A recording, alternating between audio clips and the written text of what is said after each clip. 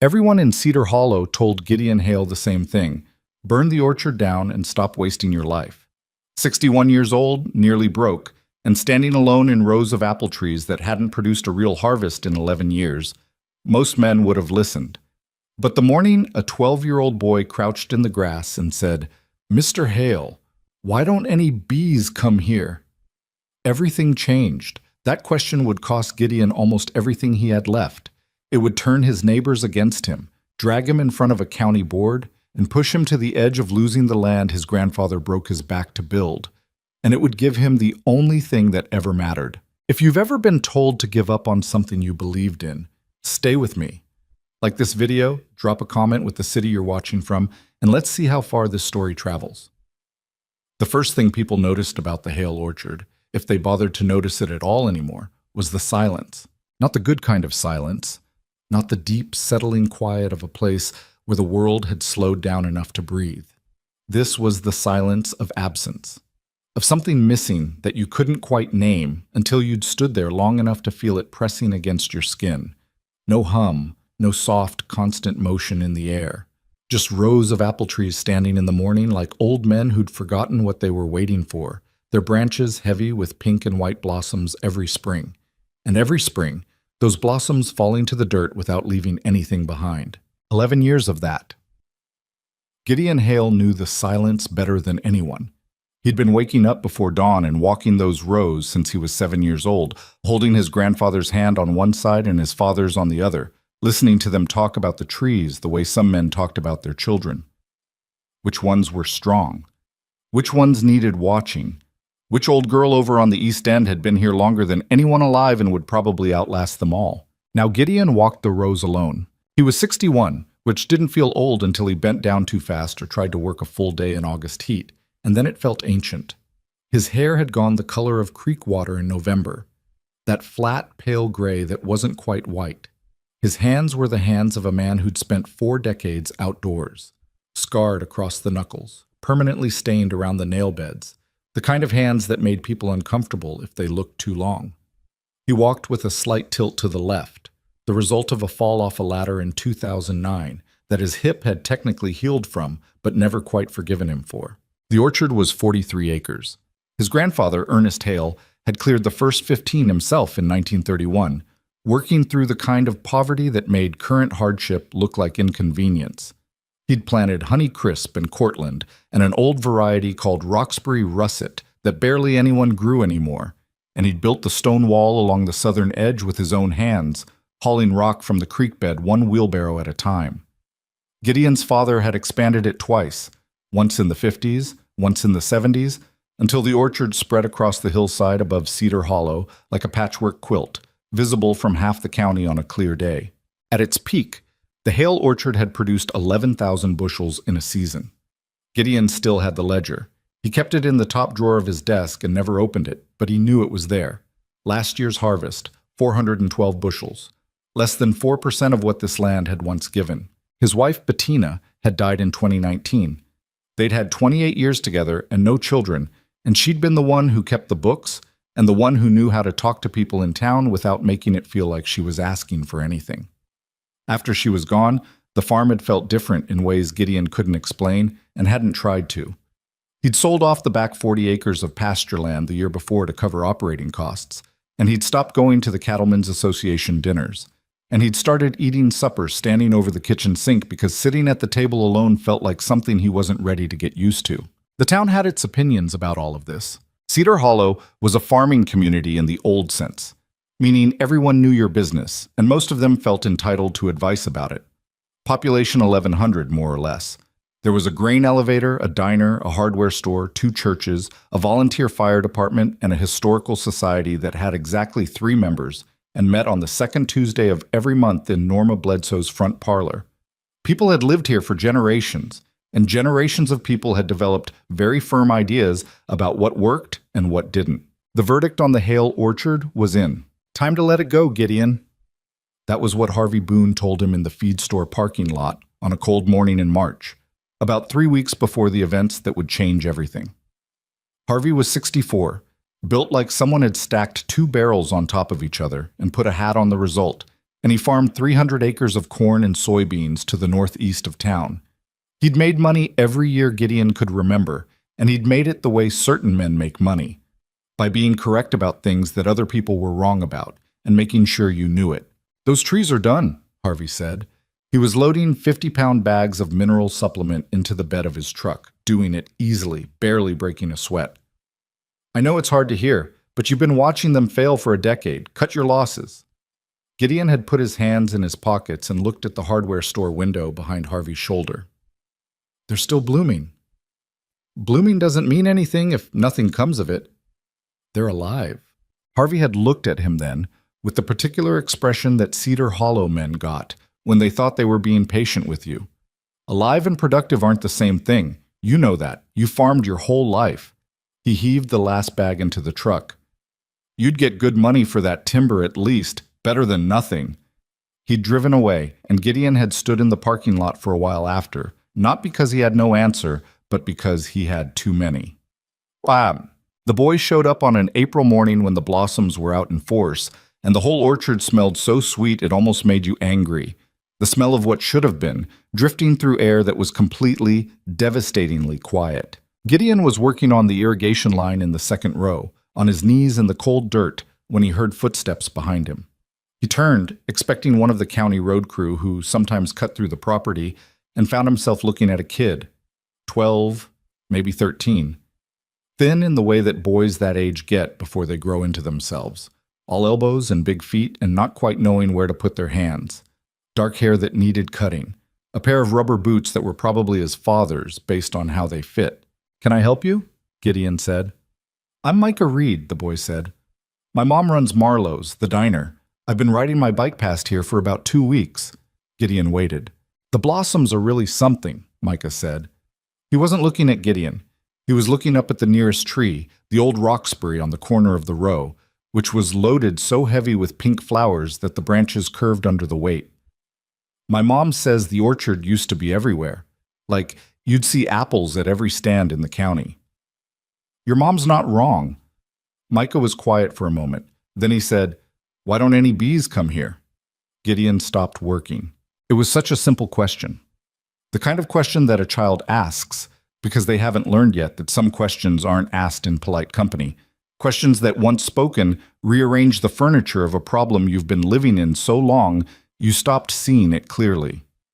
Gideon looked up at the tree, at the blossoms, at the still, quiet air around them. Why don't any bees come here? He'd been so focused on the trees, on the soil chemistry, on the irrigation, on whether he needed to prune differently or spray differently or plant cover crops between the rows. He'd walked these 43 acres in every season for 11 years trying to understand what was wrong with the trees. And he had never once, not once, sat down with the question the boy had just asked him in under 30 seconds. "I don't know," he said. It came out of him flat and honest, the way things do when you're too surprised to dress them up. Micah nodded, like this was a reasonable answer. He looked around at the other trees, squinting a little in the morning sun. "There were bees over at the Lundquist place yesterday when I rode by. Tons of them. But not here." He paused. "There's no hive anywhere on this property, is there?" "There's a wild colony in the woodlot," Gideon said slowly, "about a quarter-mile east. There used to be more, but—" He stopped. He was thinking back, trying to remember when he'd last actually heard bees in the orchard. Last spring? The spring before that? He couldn't pinpoint it, and the fact that he couldn't pinpoint it felt suddenly significant in a way that put ice in his chest. "They need something to pollinate them," Micah said. He said it the way kids that age say things they've read. Matter-of-factly, without ego, just stating what seems obvious to him. Apples need cross-pollination. Bees are how it happens. "I know that." "I know you know," Micah said, not unkindly. "But knowing something and seeing it are different, right?" Gideon looked at him for a moment. Then he looked back at the tree. The blossoms moved slightly in a breeze. Not a single bee. Not one. Just the soft rustle of petals and the smell of sugar going nowhere. The trees are not dying. They are simply alone. So he spent the next 6 days in a state that Bettina would have recognized and called his corkscrew mood. The one where he pulled everything out of the shelves and disappeared into a problem until he'd followed it down to the bottom. He drove to the county extension office and talked to an agronomist named Dale Fitch, who was polite but busy and who confirmed, without much surprise, that colony collapse disorder and habitat loss had decimated wild bee populations across the region over the last 15 years. He went to the library and requested everything they had on pollination dependency and orchard management, which turned out to be 3 books and a shelf of agriculture journals from the 90s. He sat at his kitchen table every evening reading until his eyes gave out. What he learned was this: apple orchards of any size required pollinator density far beyond what wild populations could reliably provide. The old orchards, the ones that had thrived in this county for 100 years, had benefited from a landscape that no longer existed. Fields of clover and wildflower meadows that had once surrounded working farms supporting enormous wild bee populations that drifted naturally from bloom to bloom. Those fields were gone, replaced by corn and soybean monocultures that offered nothing to a bee. The wild colony in his woodlot might number a few thousand insects. A healthy orchard his size needed pollinators numbering in the millions. For 11 years, his trees had been blooming in a landscape that could no longer hear them. He called his brother-in-law Frank, who lived outside of Columbus and had a voice like a drainage pipe, and he explained what he'd found. "So you need bees," Frank said. "I need a lot of bees." "Then get bees."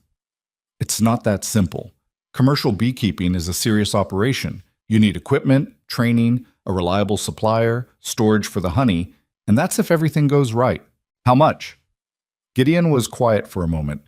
He'd done the math 3 times because the first 2 times the number had seemed impossible and he'd needed to check his work. The figure sitting in front of him now was $38,000. That was for 200 hives, enough to provide the pollinator density his orchard needed, along with the equipment, the protective gear, the first year's feed supplements, and a basic honey extraction setup. It did not include his own labor, which would be considerable. His savings account held $41,200. That was all of it. That was the cushion between him and the point where he'd have to start selling parcels of the orchard itself. "Enough," he said. "Is it worth it?" He didn't answer right away. He was looking out the kitchen window at the dark shapes of the trees against the evening sky, old and patient and loaded with blossoms that nobody would ever taste. "I don't know," he said, "but I can't stand not finding out."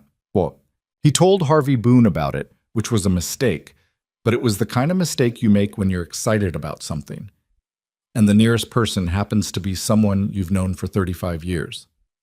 They ran into each other at the post office. Gideon explained what he'd figured out: the pollinator gap, the collapse of wild bee populations, the hive density requirement. He explained his plan. Harvey listened with his arms crossed, and an expression on his face that suggested he was being very patient.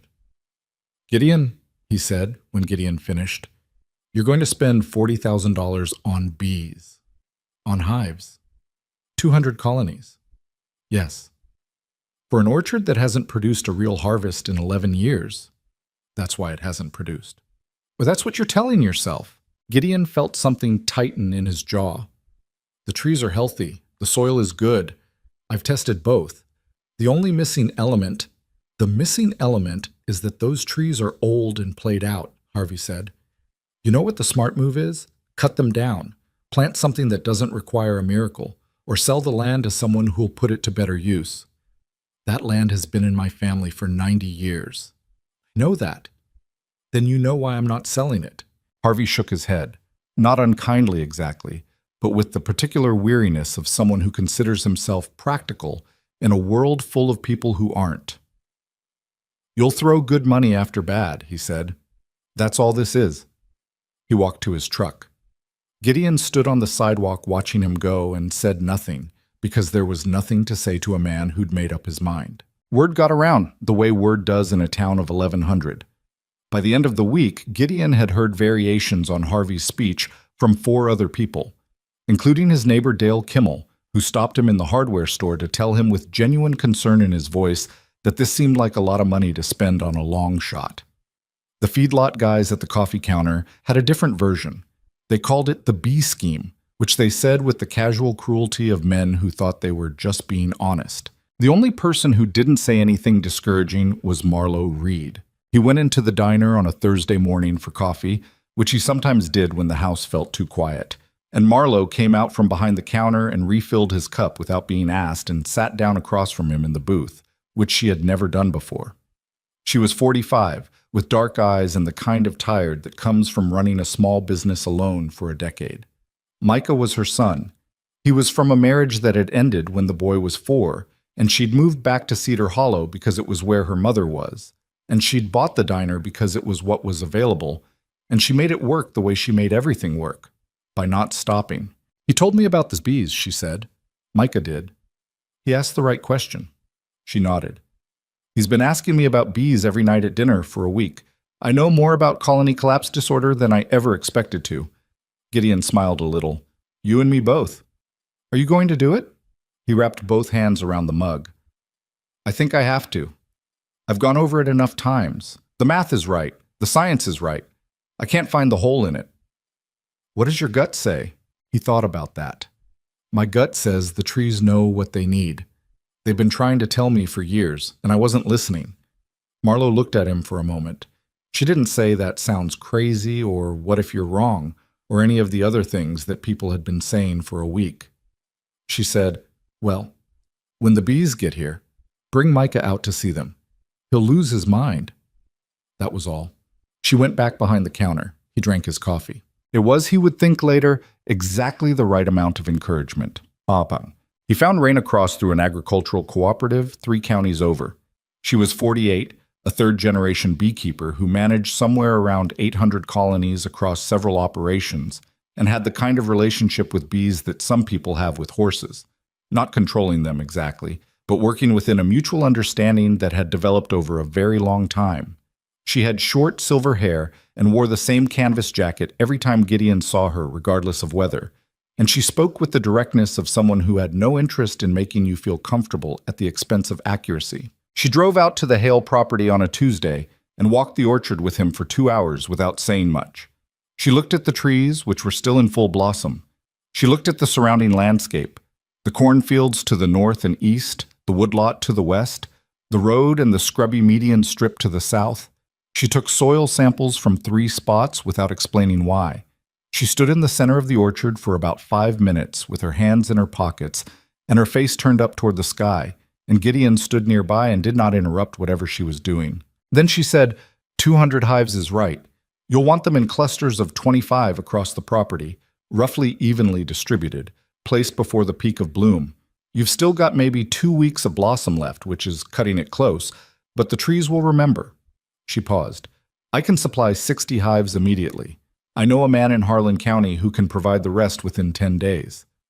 You think this will work? She looked at him. I think the trees are perfectly capable of producing. I think you've been trying to solve a problem by looking at the wrong thing for a long time. She wasn't unkind about it, just level. The question is whether you can manage the bees. It's not complicated, but it requires attention. These aren't machines. I know that. Do you have any beekeeping experience? None. She nodded like this was exactly what she'd expected. You'll start learning this week then. I'll come out 3 times a week for the first month. After that, you should be able to handle the routine management yourself, and I'll be available by phone. She named a consulting fee that made him wince slightly, but was, he recognized, fair. One more thing, she said. Your neighbors are going to have opinions. They already do. The opinions will get louder once 200 hives show up on this property. Some of that will be legitimate concern. Bee density, flight paths, proximity to adjoining properties. Some of it will be noise from people who don't like change. She held his gaze. You need to decide now, before the hives arrive, what you're going to let move you and what you're not.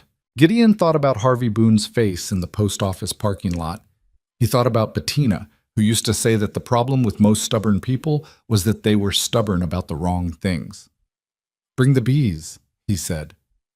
The first 60 hives arrived on a flatbed truck on a Friday morning in late April, and it was, without question, the strangest and most astonishing thing Gideon Hale had ever witnessed on this property in 61 years of living on it.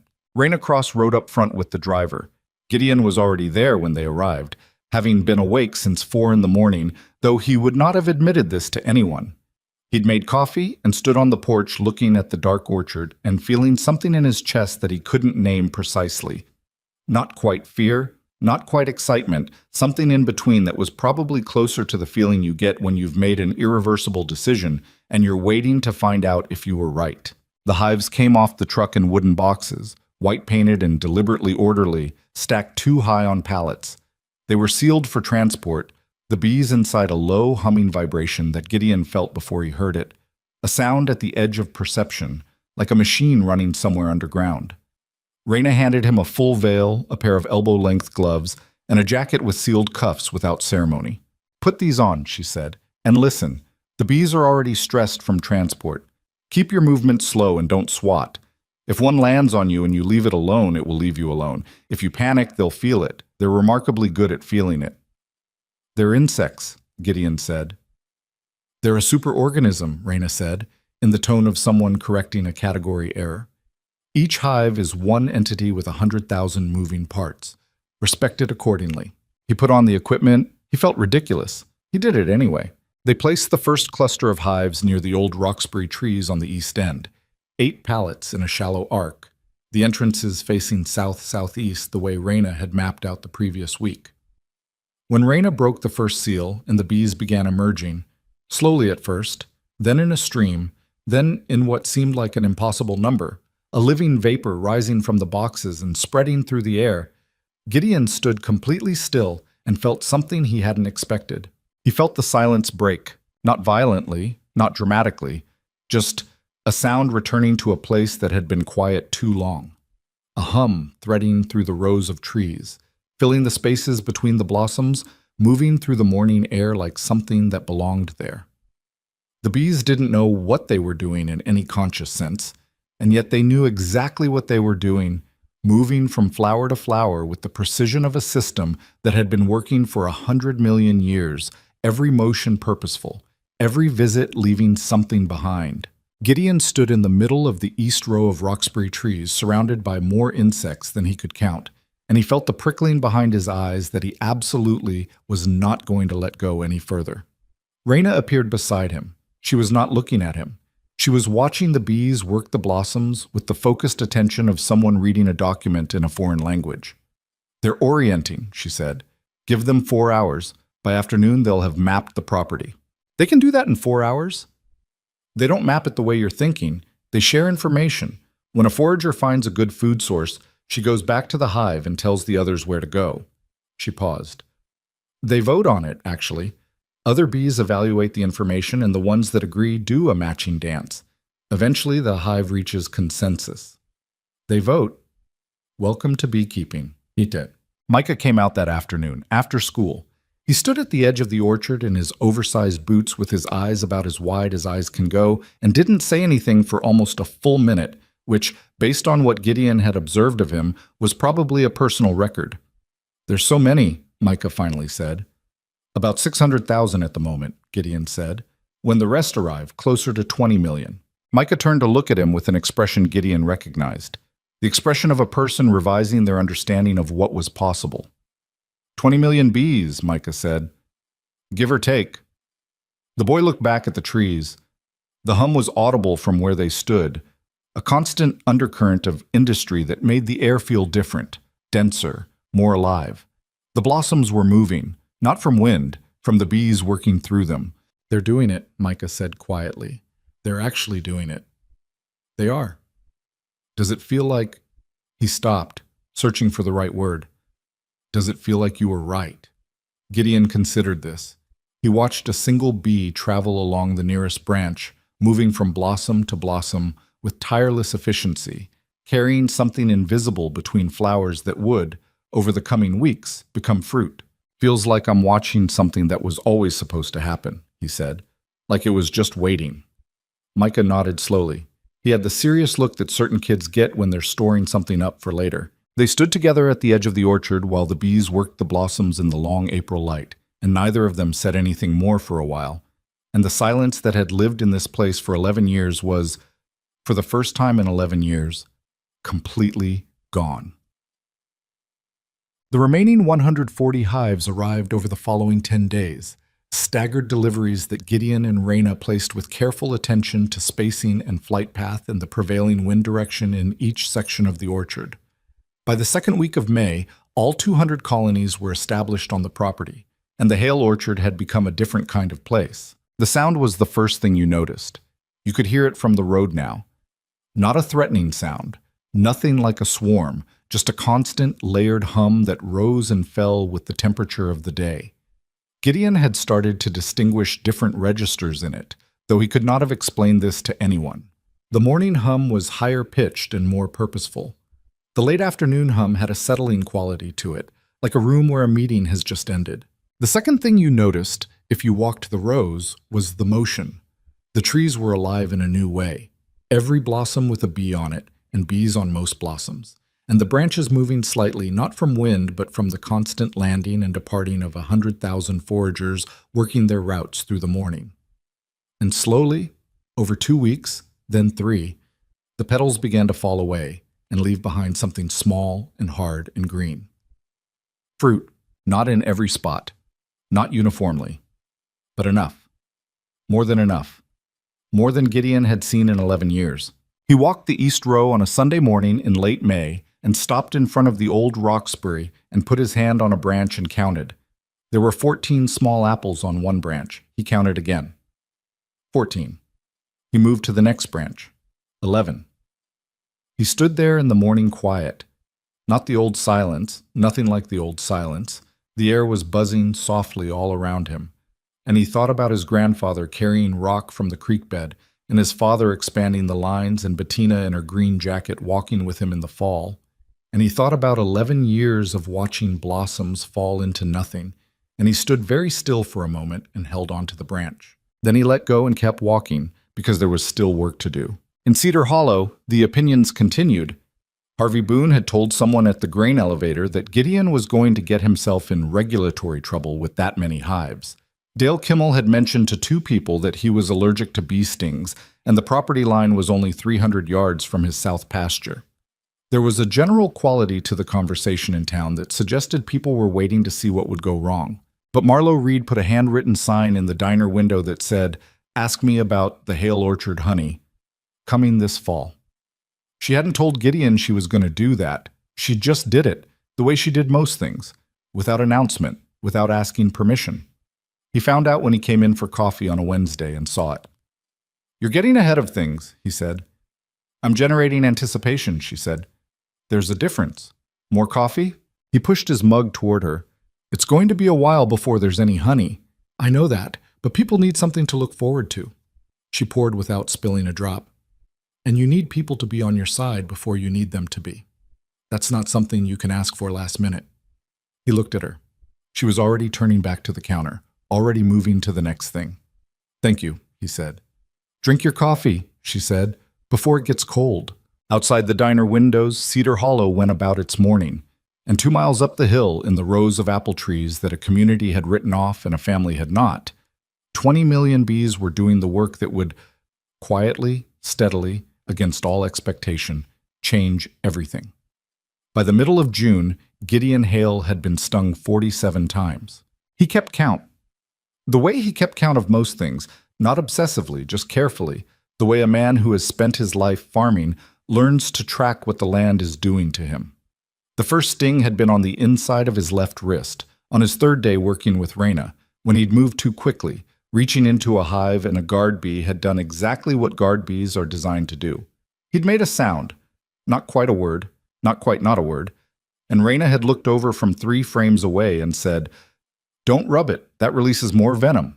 Scrape the stinger sideways with your fingernail." He'd scraped it sideways with his fingernail. His wrist had swollen to the size of a small apple and stayed that way for 2 days. By sting number 12, he'd stopped flinching. By sting number 30, he barely noticed unless the location was inconvenient. The back of the neck was bad. The thin skin behind the knee was worse. Sting 47 had been on his right earlobe, which had made Raina press her lips together in the way she did when she was not going to laugh. "Your body's building tolerance," she'd told him on one of her Tuesday visits in early June. They were working the hives in the northwest corner of the orchard, the ones placed along the old stone wall his grandfather had built. A lot of beekeepers barely react after the first season. How long does that take?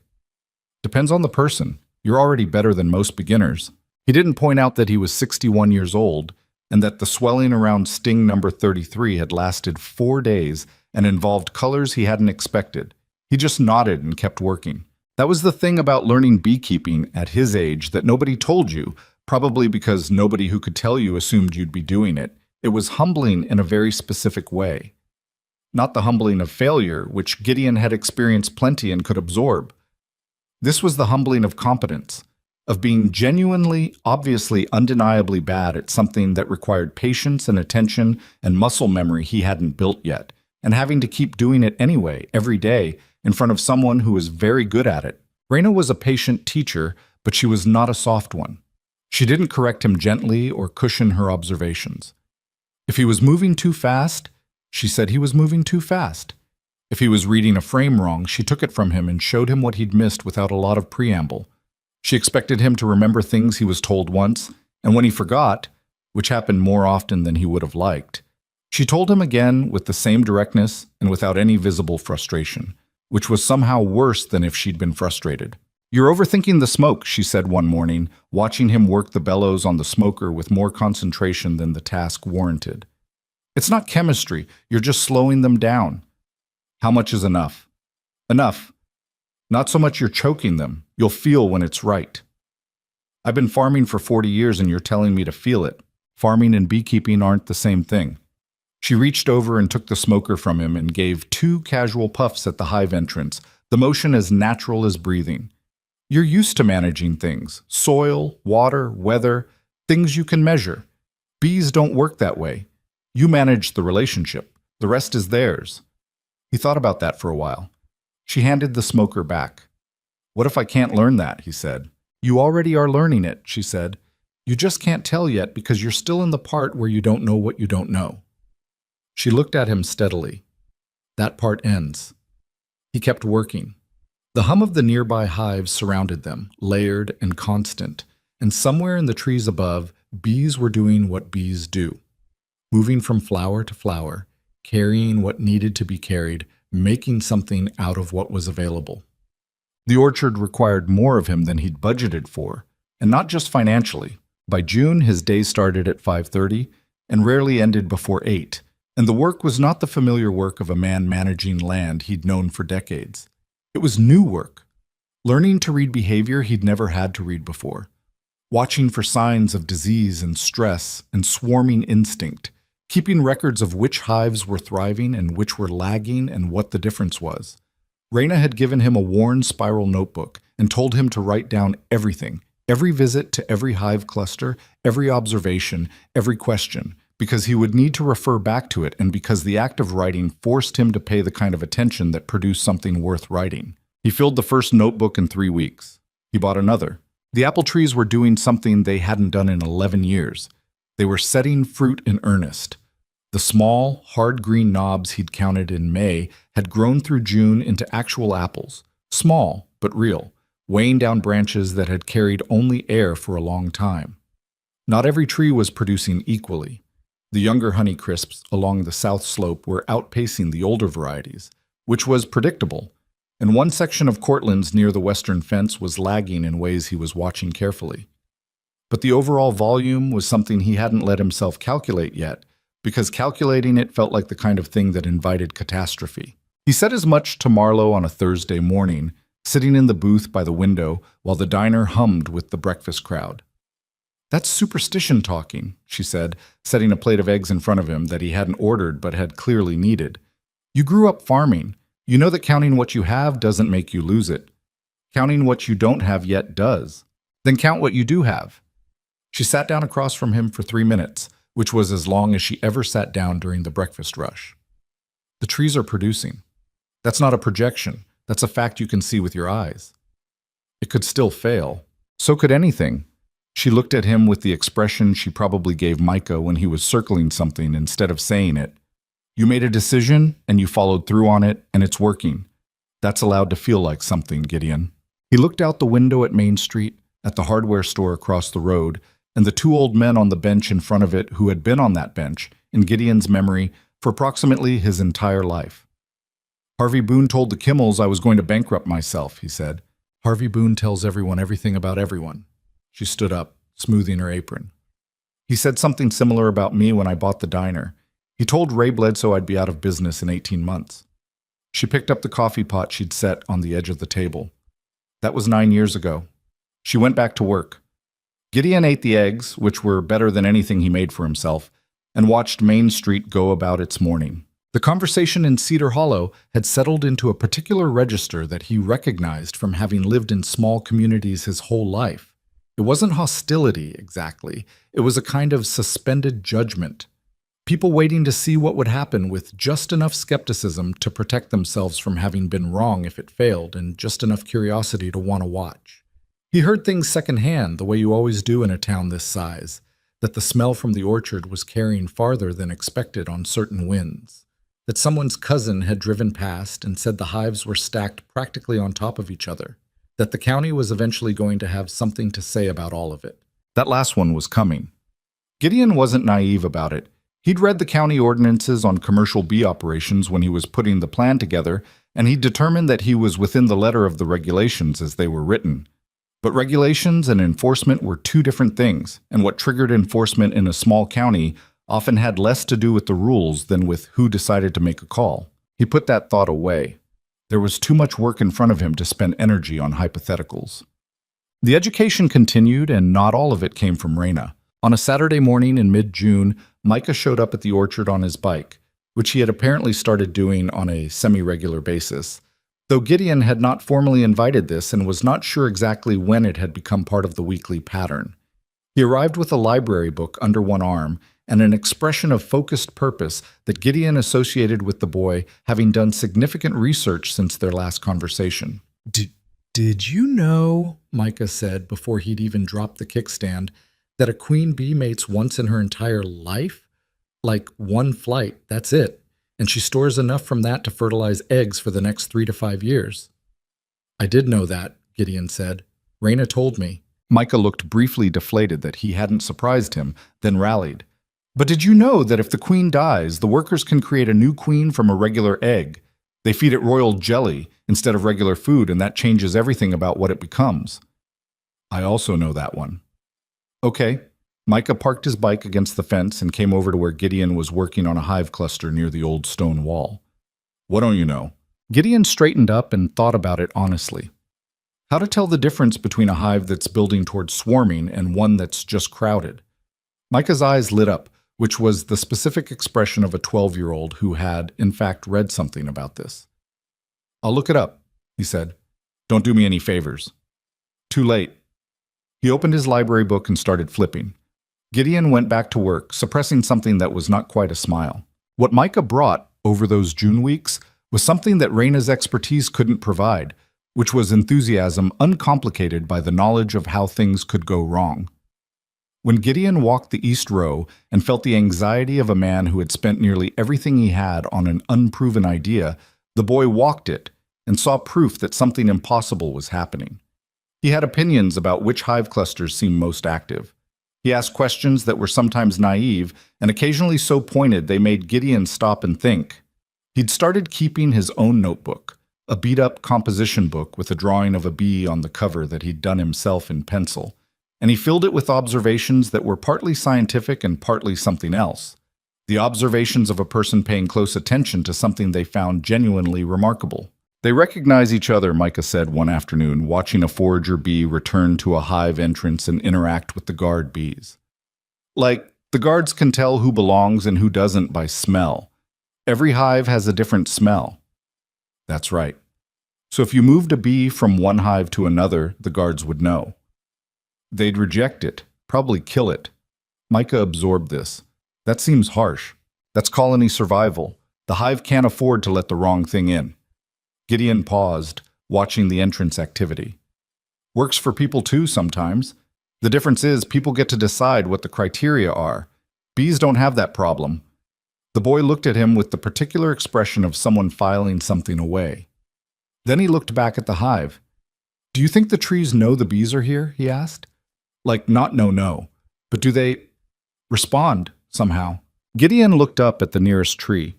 A branch 6 feet overhead was loaded with developing apples, dozens of them, more than he'd seen on a single branch in a decade. I think the trees have been waiting, he said. Whether that's knowing or not, I can't say. Bob.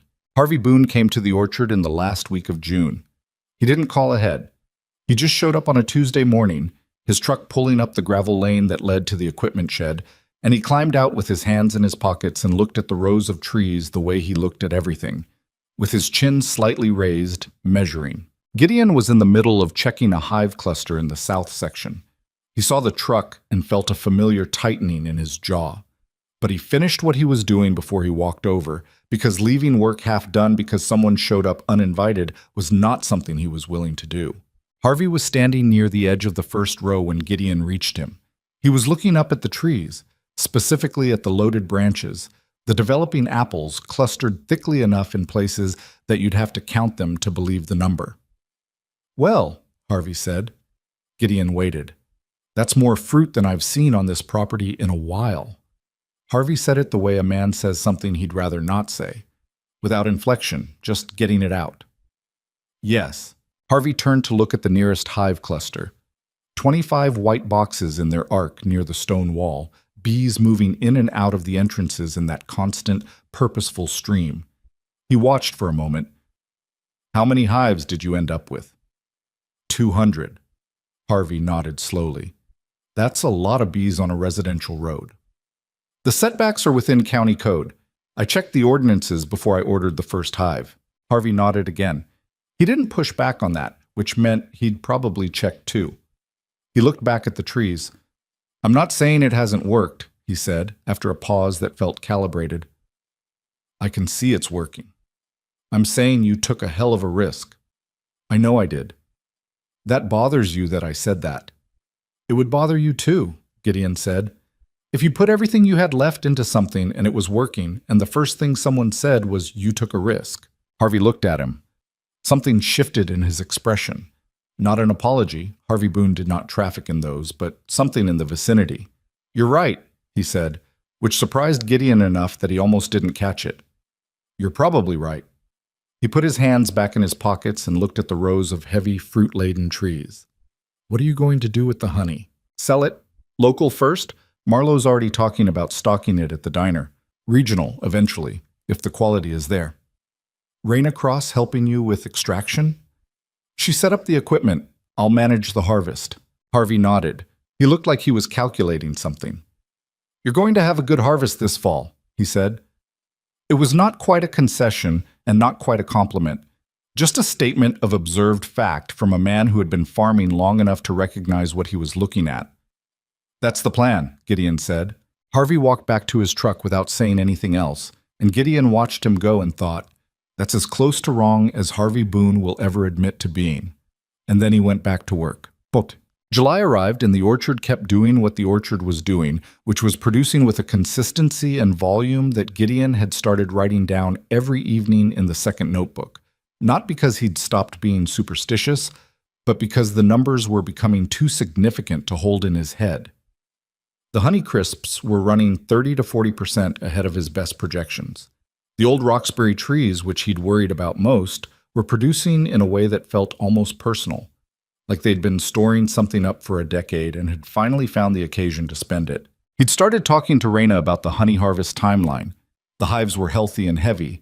The bees had been working the orchard's flowers, as well as the surrounding meadow strips he'd planted between the rows. Clover, borage, phacelia, and the supers he'd added on Raina's instruction were filling faster than either of them had projected. "You're going to have more honey than you expected," Raina told him on a July Thursday, pulling a frame from one of the fuller hives near the east wall. The frame was capped across nearly its entire surface, a pattern of flat golden wax over cells packed with finished honey. She held it up to the light. "This is a good first year." "Is it?" He'd been telling himself not to say that, but it came out anyway. She looked at him over the frame. "You're going to ask me that question every time I give you good news, aren't you?" "Probably." "Yes," she said. "It's a good first year, better than most beekeepers see in 3. She put the frame back carefully.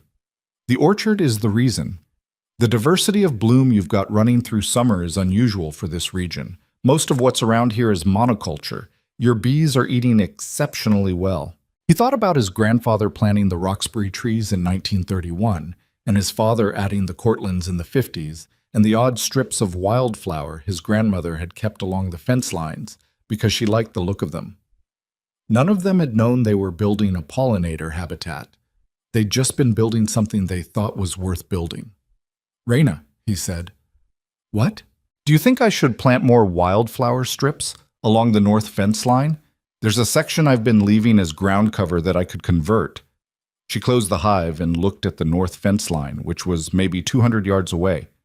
"Yes," she said. "Do it in early spring. Mix of Phacelia and Dutch clover and some native wildflower. I'll send you a list." She paused. "You're thinking ahead." "Trying to. That's a beekeeper thinking." She picked up her tool case. "Now come look at the hives on the west end. I want you to see something that's going to make you nervous." He followed her. Whatever she wanted to show him, he'd look at it and learn what he needed to learn from it. That was all there was to it.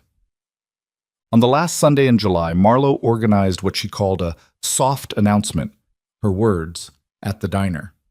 She'd made a small poster for the window, updated from the hand-lettered one she'd put up in May, this one with a drawing Micah had done of a bee carrying what appeared to be a disproportionately large apple.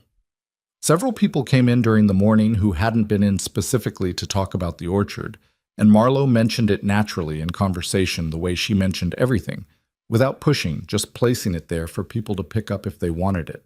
Gideon had agreed to stop in at noon. He sat at the counter and answered questions from whoever came up, and several people did.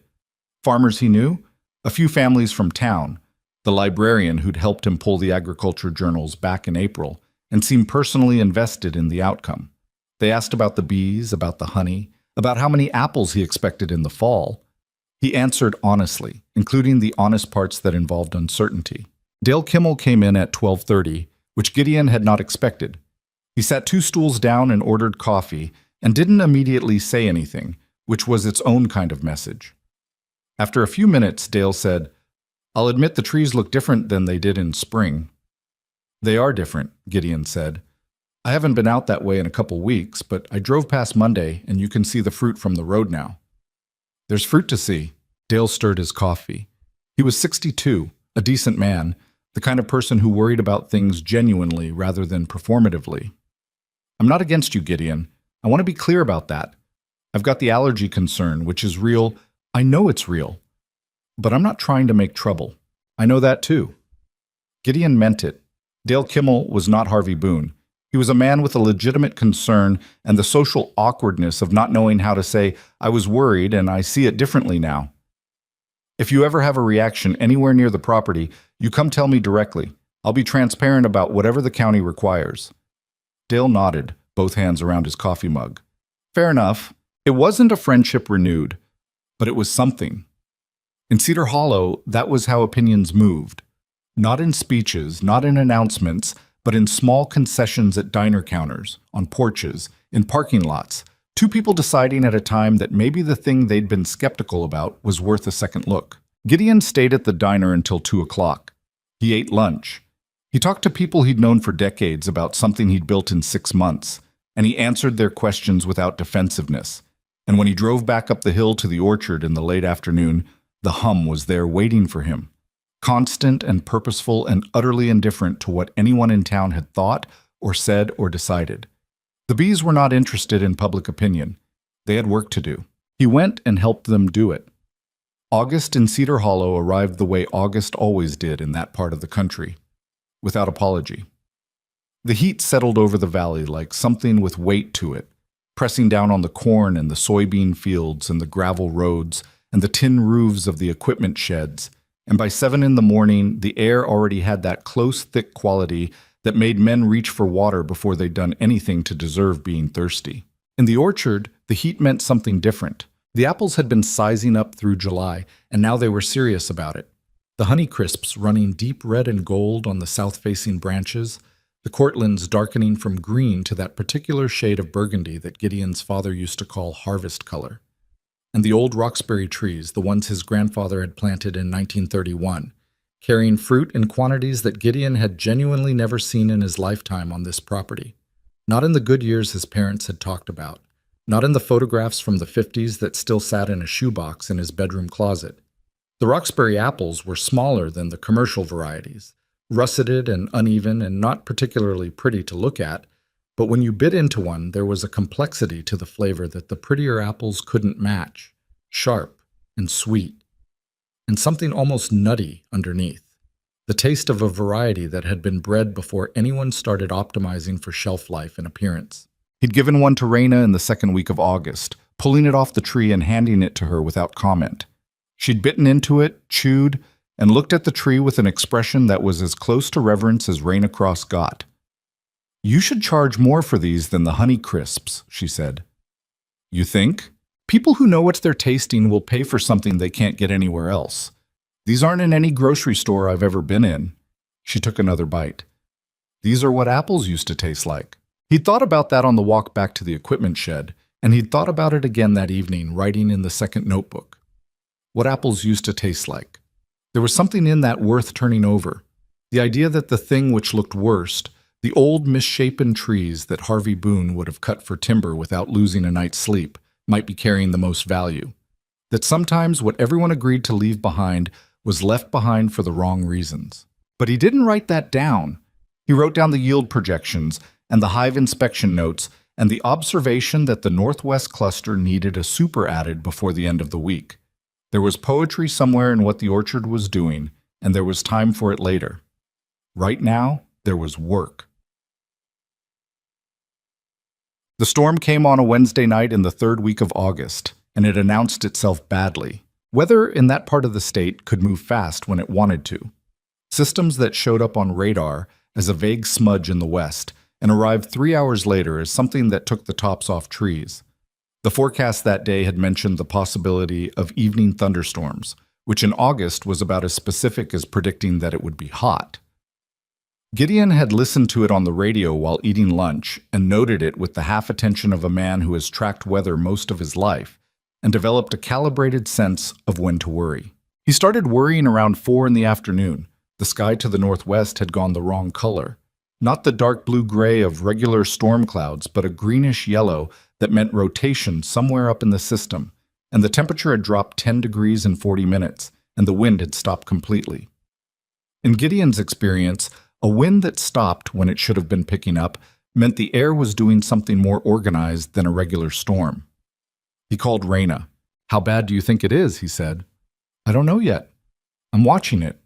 She was at her own operation 20 miles northeast, which meant she'd see it before him if it moved the direction he was worried about. "What's the sky doing?" "Green to the northwest. Wind's gone dead." A pause. "Okay, start securing the west hives now. Any cluster that's elevated or exposed. Strap the supers down if you can do it fast. The mature hives can handle wind better than you'd think, but you don't want anything toppling." He was already moving toward the equipment shed before she finished talking. "What about the fruit?" "If it's hail, you'll lose some. Can't prevent that. Focus on the hives." He grabbed the ratchet straps from the hook inside the shed door and went to work. He started with the west cluster, which was the most exposed section of the property, the one along the ridge above the stone wall where the wind would hit first and hardest. 25 hives, stacked with honey supers on most of them, the supers full enough now that each additional box added significant weight and wind resistance. He worked as fast as his hip allowed, which was not as fast as he needed. He got straps around 12 hives before the wind came back. When it came back wrong. Not a building gust, but a sustained push from a direction that didn't match the direction the clouds were moving, which meant the storm was rotating nearby and the surface wind was being pulled toward it. The temperature dropped another 5 degrees in the time it took him to move from the 12th hive to the 13th. Above him, the sky had gone the color of old iron. He got to 18 hives before the first lightning hit close enough that the thunder was simultaneous with the flash. And even a stubborn man recognizes the moment when what you're doing is no longer farming and has crossed the line into something else. He grabbed the straps and the tool bag and ran. Not gracefully, not without pain in his left hip, but he ran, back to the equipment shed, and pulled the door shut behind him just as the rain started. What came after the rain was not hail, which was the one mercy. It was wind and rain and lightning that went on for an hour and 40 minutes, and Gideon sat in the equipment shed on an overturned bucket, and listened to it hit the metal roof and told himself that the hives could take it, and tried to believe that. When it stopped, the quiet was the kind that follows violence, sudden and fragile, the world recalibrating. He went out before it was fully dark. He had a flashlight and the portable radio and the tight, contained feeling of a man who is walking toward news he's not sure he wants. 6 hives had toppled in the west cluster. Of those, 4 had broken apart when they fell, the wooden boxes splitting on the rocky ground below the ridgeline. The frames inside scattered and exposed, thousands of bees displaced and agitated and confused in the wet dark. One of the supers had rolled 15 feet down the slope. One hive had landed against the stone wall with enough force to crack 2 of the boxes, but somehow stayed mostly intact. The trees had held. That was the thing he kept telling himself as he walked the rows with the flashlight, checking branches for wind damage. The trees had held. He lost some fruit to the wind. He could see it on the ground. Apples knocked loose before they were ready, dozens of them in the west rows, maybe more. But the branches had not broken. The old trees bent and did not break, which was what old trees did when they'd had enough seasons to learn how. He went back to the 6 toppled hives and worked in the rain-wet dark for 2 hours, doing what he could alone with gloves and a veil and the flashlight propped against a fence post. He couldn't fully reassemble the broken boxes in the dark, but he could consolidate the frames, stack what was stackable, cover the exposed sections with the emergency tarps from the shed.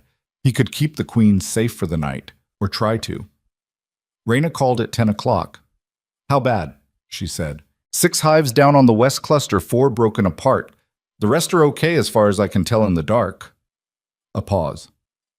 "Queen losses?" "I don't know yet. I can't fully assess until morning." "Okay." She was quiet for a moment. "You did the straps?" "Got 18 of 25 before the lightning ran me in." "The 18 that are strapped?" "All standing." "Good. That's good." He could hear her making notes or doing something with paper. "I'll be there at 6 tomorrow. Don't try to do more tonight. You'll miss things in the dark and you could hurt yourself." "I know that." "I know you know. I'm saying it anyway." He stood in the orchard for a few minutes after she hung up, the flashlight off, letting his eyes adjust to the dark. The sky had cleared the way skies do after violent weather, aggressively as if making a point, and there were stars now, and the moon was coming up behind the east tree line. Around him, the hives that were standing hummed their constant hum, quieter than in the heat of the day but continuous, uninterrupted. The colony going on doing what the colony does regardless of what the weather had done. He was 61 years old, and he had sunk $38,000 into this operation. And the harvest was 6 weeks away, and he was standing in a wet orchard in the dark counting 6 broken hive boxes and thinking about how much he did not want to lose this. He let himself think it. He didn't try to push it aside or talk himself into optimism. He just let the thought be what it was. The fear of a man who had bet on himself and still wasn't sure he'd been right to. Then he went inside, changed his wet clothes, and set his alarm for 5:50. Raina arrived at 6 with a truck full of replacement equipment and a young man from her operation named Curtis, who said approximately 9 words over the course of the morning, but worked with an efficiency that covered for the lack of conversation. They assessed the 6 downed hives, and the news was what it was. 2 queens confirmed dead, 4 hives that could be rehabilitated with new equipment and careful management, 2 that would need to be merged with stronger colonies. Honey loss from the broken supers was not catastrophic. The capped cells had survived better than the uncapped, and Raina recovered more than he'd expected. "You'll lose some production from these 6, she said, while Curtis reassembled frames with the methodical focus of someone who had done it many hundreds of times. "Not the whole harvest. You'll need to order 2 new queens. I can get them within the week." She paused. "The orchard itself?" "Fruit loss on the west rows. I counted this morning. I'm down maybe 6 to 8% on the west honey crisps. The Roxbury trees held." She nodded. 6 to 8% is a bad night. It's not a bad harvest. He knew that. Knowing it and feeling it were, as Micah had once observed, different things. Marlowe drove up at 9 with a thermos of coffee and 3 sandwiches, which she set on the tailgate of Gideon's truck without announcement and went to help Curtis carry equipment without asking if she was needed. She was wearing her off-day clothes, jeans and a flannel shirt with a small paint stain on the sleeve from some home project or another. and she worked with the practical competence of someone who had spent years doing what needed to be done without standing around waiting to be told. Gideon came to the tailgate for coffee, and she poured him a cup without ceremony. "You look like you slept 4 hours," she said. 5.5. Liar. He drank the coffee. It was better than his, which it always was. "The harvest is still there," he said. "Damaged, but not destroyed." "I know. Micah rode his bike up here at 7 this morning to look. He texted me a full report before I even left the house." She said this with the particular mix of exasperation and pride that parents of certain children carry around. "He counted the downed hives and the lost fruit on the west rows and gave me an estimate." "Was he close?" "He said 7% fruit loss on the west side. You said 6 to 8. Gideon looked at her. "He's 12. He's been paying attention." She poured her own coffee. "He's planning to come back after school. I told him to ask you first." "He doesn't need to ask." She nodded.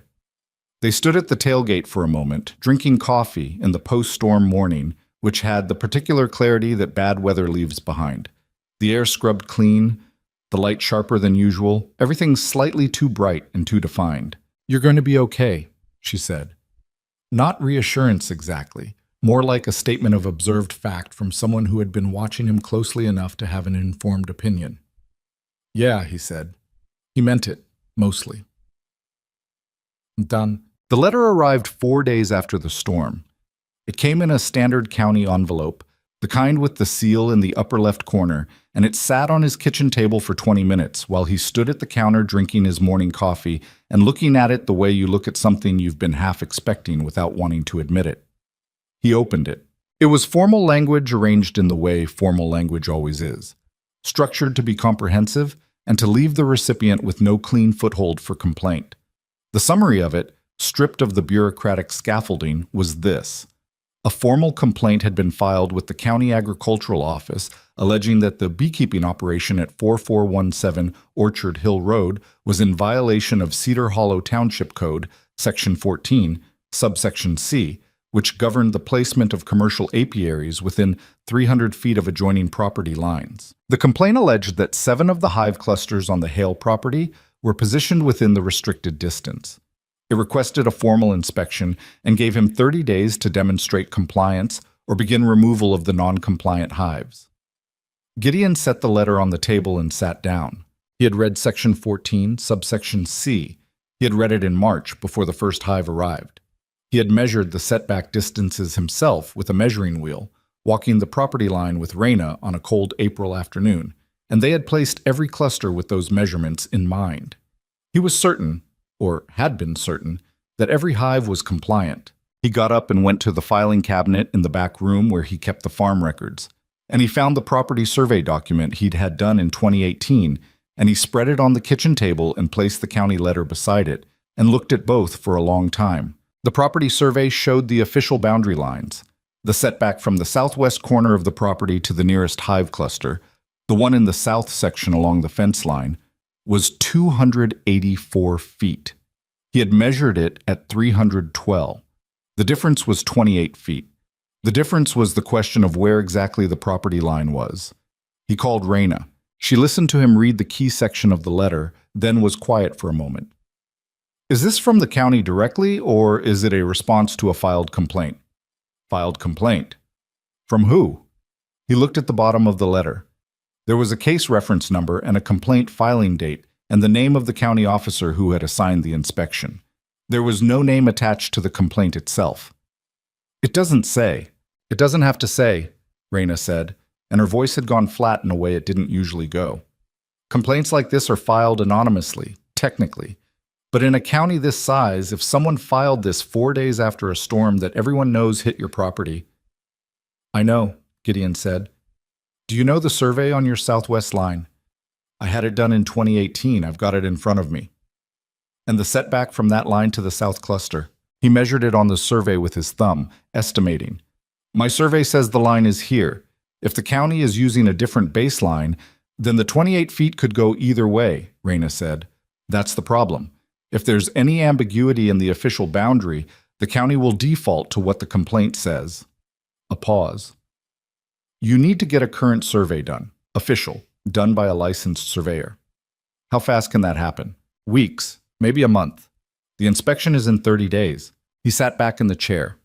Through the kitchen window he could see the orchard, or the edge of it, the first row of Honeycrisps along the south slope, loaded with fruit that was 10 days from harvest if the weather held. 10 days.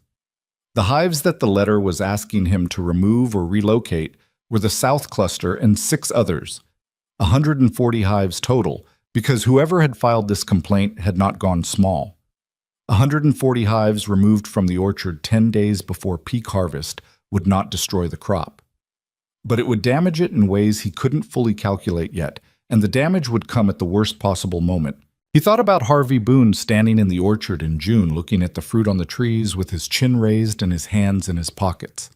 He thought about Harvey's voice in the feed store parking lot. Cut your losses. He thought about being very specific about what he was angry about before he let himself be angry about it. Because anger aimed at the wrong thing was just destruction looking for a reason. "Raina," he said, "can any of the 7 clusters actually be moved? Legally, I mean. Is there a compliant location on this property I could relocate to?" She thought. He could almost hear her laying out the property in her memory, the way she'd done when they'd placed the hives in April. Maybe 4 of the 7. The south cluster, those would have to come off the property or go to storage. You can't get them to a compliant position within the current boundaries if the county is using their baseline. How many hives is that? The south cluster is 25. 25 hives removed from the south section in the 2 weeks before harvest. Yes. He looked at the survey and the letter and the window and the orchard. He thought about $38,000 and his grandfather's stone wall and 11 years of silence and a 12-year-old boy asking the right question. "All right," he said. "Get me the name of the best surveyor in the county. I'll text you in 10 minutes. And Raina? Yeah. If someone came to you with this kind of complaint about your operation, someone who filed it 4 days after a storm, anonymously, right before your harvest, what would you do?" She was quiet for a moment. "I'd figure out exactly what the rules say, every word, and I'd make sure I was bulletproof on every single point before I walked into that inspection. And if I'm not bulletproof, then you move the hives you have to move, and you document every inch of what you do, and you don't give them anything else to grab onto." Her voice was steady. "You're not done, Gideon. This isn't the thing that ends it." He stayed at the kitchen table for a while after he hung up. The orchard was out there in the late August morning doing what it had been doing all summer, producing, steadily tree by tree, the bees moving through it in their constant, purposeful thousands. In 6 weeks, none of this would matter. Either the harvest would come and it would justify everything, or it wouldn't. But 6 weeks was a long way from now. He went to the back room and got the file on the county regulations and brought it to the kitchen table and started reading Section 14 again from the beginning, because whoever had filed that complaint was counting on him not knowing it well enough to fight back. And if there was one thing that 61 years of farming had taught him, it was that you never walked into a fight with the field you wanted. You fought on the field you had, with what you knew and what you could prove. He read until noon. He took notes in the margin. He found 3 things that the complaint had not accounted for or had assumed he wouldn't catch. That afternoon he called Marlo. "I need to ask you something," he said when she answered. "Ask." "Not on the phone. Can you come out to the orchard this evening, after the diner closes?" A brief pause. "Micah has a thing at school at 7, but I can be there by 8:30. "That works." "Gideon." Her voice changed slightly. "Is this serious?" He looked at the letter on the kitchen table. "Someone filed a complaint with the county, trying to get me to remove most of my hives before harvest."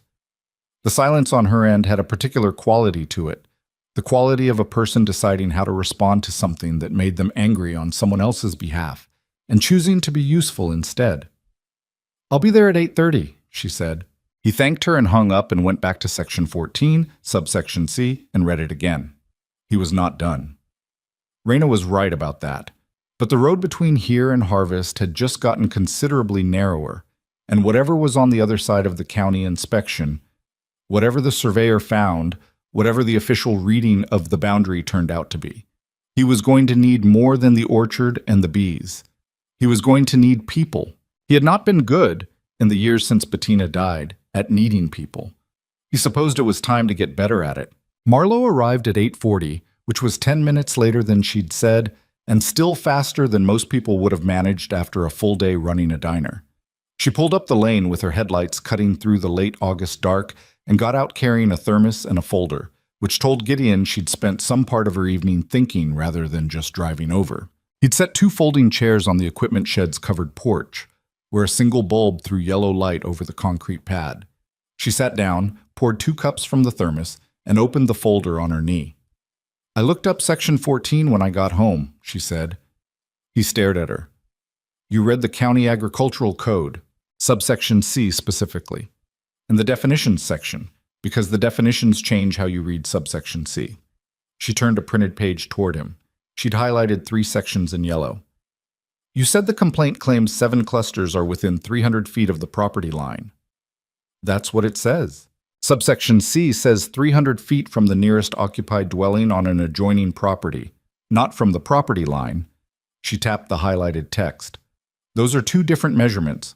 Gideon took the page from her and read it. Then he read it again. He had read section 14 himself for 4 hours that afternoon, and he had found 3 things the complaint hadn't accounted for. This was not one of them. This was a 4th thing, and it was larger than any of the 3 he'd found. "If it's measured from the nearest dwelling," he said slowly, "then the south cluster setback isn't from the fence line. It's from the Kimmel's farmhouse, which is about 600 feet from your south fence, based on the county property records I pulled online." She pulled another printed page from the folder. "I'm not a surveyor. I might be reading the parcel map wrong, but if I'm not, your south cluster is compliant." He sat back in the chair. The single bulb hummed above them. From somewhere in the dark orchard, the bees were a faint, constant sound. The nighttime hum that he'd gotten used to the way you get used to a clock in a room. Present, but no longer intrusive. "That's the definition," he said. "That's what the complaint is exploiting. Whoever filed it is betting I'd read property line when the code says occupied dwelling. Or betting the county inspector would," Marlowe said. "If you walk in there not knowing the difference, the inspector measures from the fence line, and you lose 25 hives automatically." He looked at her in the yellow light. She was drinking her coffee, her expression the particular calm of someone who is more useful than they usually get credit for being. "You found this in an hour," he said. "I had a specific thing to look for. You were reading the whole code trying to find everything. Different task." She picked up her cup. "You need a lawyer to look at it. Someone who knows agricultural code, not just someone from town. This is too important to take on your word or mine." "I know." He'd been thinking about who to call. "There's a woman in Harlan County, Sandra Pruitt. She handled a water rights case for the Delacroix farm 3 years ago. Someone gave me her name. Call her tomorrow morning." "I will." He looked at the folder still open on her knee. "You drove out here at 8:30 with highlighted county code. Micah gets his research habits from somewhere." She said it simply, not inviting any particular response, and closed the folder. "What else did you find?"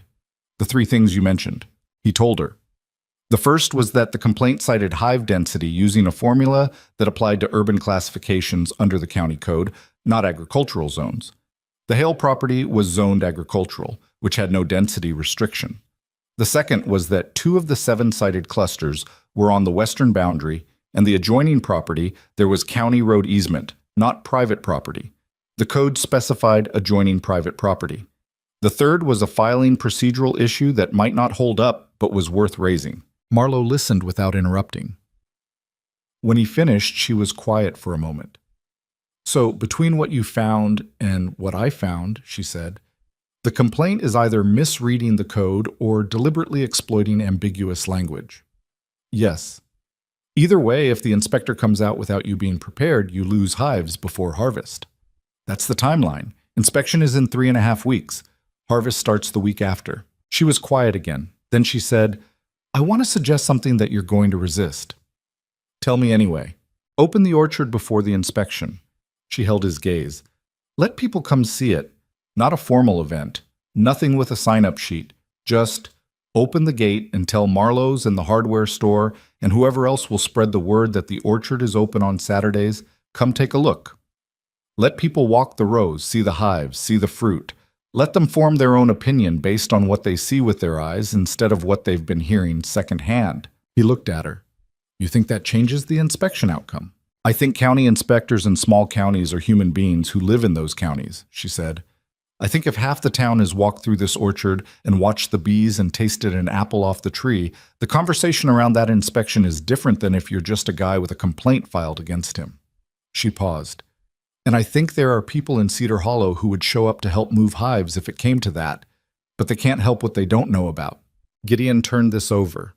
He was a private man, had been his whole life, and more so since Bettina died, and the idea of opening the property to whoever wanted to walk through it landed awkwardly against something deep in his nature. This was his land, his family's land. The work he'd done here for the last 6 months had been done alone, or nearly alone, and there was a part of him that wanted to defend it the same way, on his own terms, with his own arguments, in front of the inspector. But he was also 61 years old, and he'd watched enough things fail to know the difference between dignity and stubbornness. You're right that I was going to resist it, he said. I know. How much time would we need to organize it? First Saturday would be a week from this one. That's 10 days before the inspection. She picked up her thermos. I can handle the word of mouth from the diner. Micah wants to make a map of the orchard to hand out. I'm not even slightly joking. He drew a draft this afternoon. Gideon sat back in the chair and looked at the dark edge of the orchard where it met the sky. The stars were out again, the same aggressive clarity as the night after the storm. He thought about what Bettina would have said, and he thought she would have said something similar to what Marlowe was saying, and probably sooner. All right, he said. Let's open the orchard. He called Sandra Pruitt the next morning at 8 o'clock, and she called him back at 10:15, and they talked for 45 minutes. She asked clear questions and listened to the answers without filling the silences, and at the end she said, Send me the letter, your property survey, and the relevant sections of the code with the definitions. Give me 2 days. 2 days later, she called back. The complaint is poorly constructed, she said. The urban density formula is a clear misapplication. That alone would get the density issue dismissed. The road easement argument on the western clusters is solid. The dwelling measurement question is the most significant issue, and based on your survey, it appears to favor you. But I'd want a licensed surveyor to confirm the distances before you walk into that inspection. I've got a surveyor scheduled for Friday, Gideon said. Good. Get me the results as soon as you have them. She paused. Did you get any sense of who filed the complaint? No name on the letter. You have suspicions. I have one specific suspicion and I can't prove it. Keep it to yourself for now. If this goes to a formal hearing, which I don't think it will based on the code issues, then we deal with attribution then. She was efficient in the way of someone who billed by the hour and didn't consider that a reason to be unpleasant. Your strongest position is to walk into that inspection fully compliant on every point with documentation and let the code speak for itself. Don't make it about who filed it. I understand that. Do you? He almost smiled. It would feel better to make it about who filed it. Yes, it would, she said. Do it anyway. But the first Saturday opening brought 31 people. Gideon had not expected that. He'd put the number in his head at 15, maybe 20 if the weather was good, and spent the preceding week in a low-grade anxiety about whether anyone would actually come and whether those who did would trample something or disturb the hives or ask the kind of question he didn't know how to answer politely. He'd recruited Raina to be present, partly for practical reasons, and partly because having someone knowledgeable to field bee questions would keep him from having to perform extroversion for extended periods. Marlowe arrived at 8 in the morning with Micah, who had made 23 copies of the orchard map on the library's printer, hand-drawn, genuine, with each hive cluster marked and labeled, and a small compass rose in the corner that he'd clearly been proud of. He stood at the gate handing them out with the focused professionalism of a person who had found his role and intended to execute it well. People arrived in ones and twos starting at 9. Ray Bledsoe and his wife came first, which surprised Gideon. Ray was on the Historical Society and had been farming the county for 50 years and had, as far as Gideon knew, no particular opinion about any of this. But he walked the east row with his hands behind his back and looked at the old Roxbury trees with an expression of recognition. Mom, my father talked about these trees, Ray said. He bought apples from your grandfather. Said they were different from anything else in the county. They are different, Gideon said. I'd forgotten how much until this year. Ray pulled one of the smaller Roxbury apples off a low branch. Gideon had made clear that people were welcome to pick from the lower branches, and bit into it. He chewed for a moment without saying anything. "Lord," he said softly. Gideon let that stand. The librarian came, and 2 families with children who had heard through the school network that there were bees, and 4 farmers from the surrounding area, including one who drove in from Millhaven, specifically because he had apple trees of his own that had been declining for several years. He walked the orchard with Raina for over an hour, asking questions in the focused, hungry way of someone who had found the missing piece to a problem they'd been carrying around. Raina handed him her card before he left. Dale Kimmel arrived just before noon. He came alone without his wife, which meant this was deliberate and not a family outing. He walked through the south section, the section the complaint specifically targeted, and stood near the cluster of hives along the fence line and looked at them for a while, and then looked at the Kimmel farmhouse, which was visible from that spot as a white shape through the tree line about 600 feet away. Gideon came to stand nearby. He didn't say anything first. Dale said, "You've measured the distance from here to my place?" "Yes, and it's 614 feet to your front porch. The surveyor confirmed it Friday." He paused. "The code requires 300 feet from the nearest occupied dwelling on an adjoining property, not from the property line." Dale absorbed this. He looked at the hive cluster, at the activity around the entrances, the constant, orderly stream of foragers going and coming in the late morning warmth. He'd lived next to bees for 3 months and had not been stung once, which Gideon knew because he'd been watching for any indication otherwise. "I didn't file that complaint," Dale said. "I know," Gideon said, and he did know. "I want you to know I know about it, and I didn't. I believe you." Dale looked at the hives for another moment. "I'm going to tell whoever asks me that this operation is being run responsibly, for what it's worth." "It's worth something," Gideon said. They shook hands at the edge of the south cluster, 2 neighbors who had known each other for 30 years and had been awkward with each other for 6 months, in the uncomplicated way of men who don't need to narrate the resolution of a thing, just acknowledge it and move on. By early afternoon, there were people Gideon didn't know by name, people who had heard from people who had heard from other people, which was the exact mechanism Marlowe had been counting on when she'd suggested this. A young couple who ran a farm stand 2 towns over and were interested in the honey. A retired teacher who grew up in Cedar Hollow and hadn't been to the orchard since she was a girl. 3 teenagers who had come because Micah had told someone at school, and who spent most of their time taking photographs on their phones with the absorbed concentration of their generation, and who were, to Gideon's faint surprise, genuinely careful around the hives, following Raina's instructions about slow movement and no swatting with the seriousness of people who had been told something interesting and wanted to do it right. Micah moved through the whole day with the ease of someone who had been here so many times it was territory he owned. He walked people through the map he'd drawn, explaining the hive clusters and the apple varieties with the particular pleasure of a person sharing something they know thoroughly. He was 12 years old, and he talked about pollination dynamics and Roxbury russets and honey supermanagement with the casual fluency of someone who had spent a significant portion of his summer in this orchard, which was accurate. At one point, Gideon found himself standing near the old Roxbury trees watching Micah explain colony collapse disorder to Ray Bledsoe's wife, who was listening with the rapt attention of a woman encountering something she hadn't known she'd find fascinating. Raina appeared beside him. "That kid's going to do something with this," she said. "With what?" "All of it. The bees, the science, the—" She gestured at Micah, who was now demonstrating the waggle dance with unselfconscious accuracy. "The whole thing. It's already in him."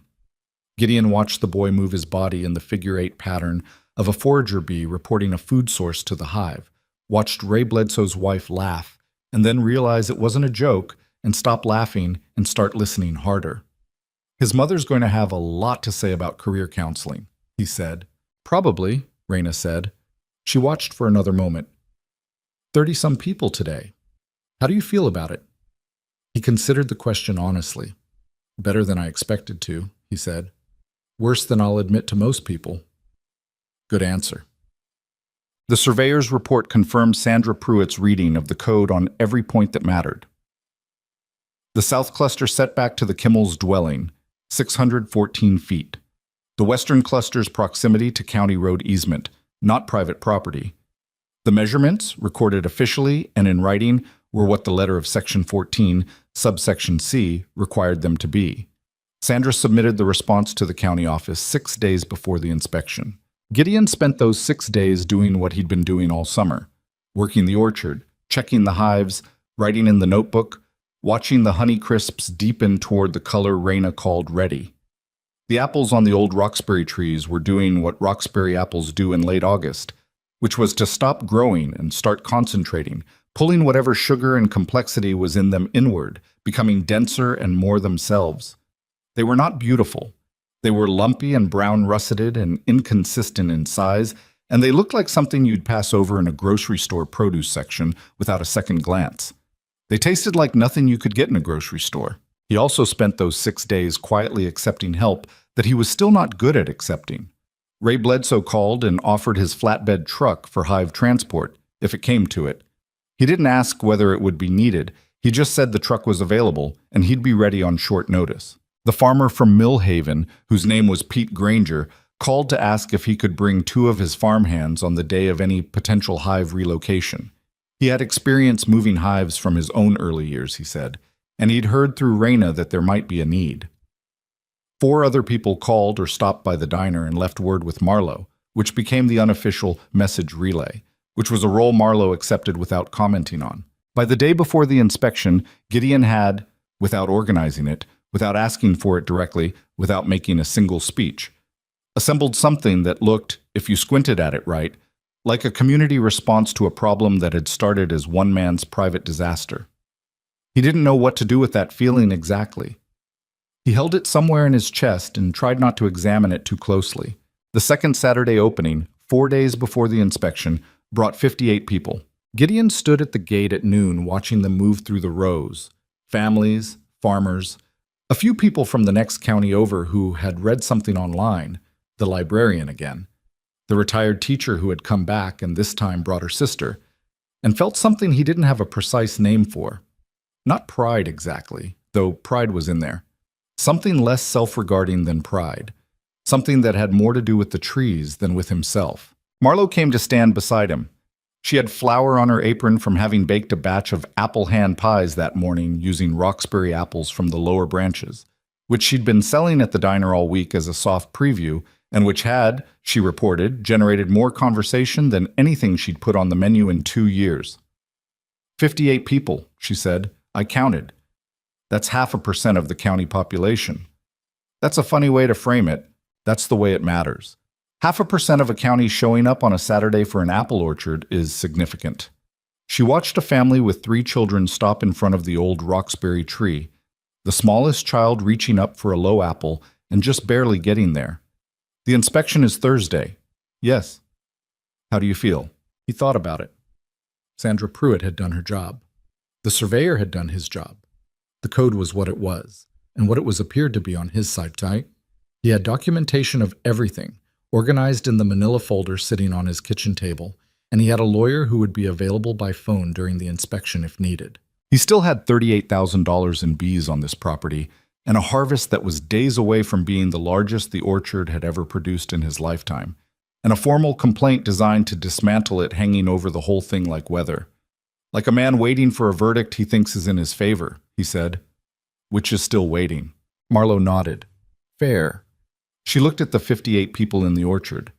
For what it's worth, I don't think the inspector is going to walk into a property that half the county has just personally visited and decide to make an enemy of everyone who was there. That's not how the law works. No, she said, but it's how people work. The county inspector's name was Arthur Venn, and he arrived Thursday morning at 9 o'clock in a county pickup truck.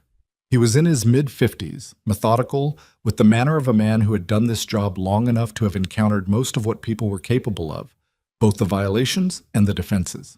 Gideon met him at the gate. He shook hands and offered coffee, which Venn accepted.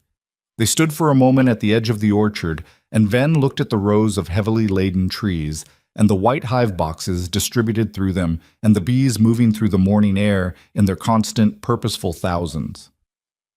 This is a substantial operation, Venn said, not approvingly or disapprovingly, just observing.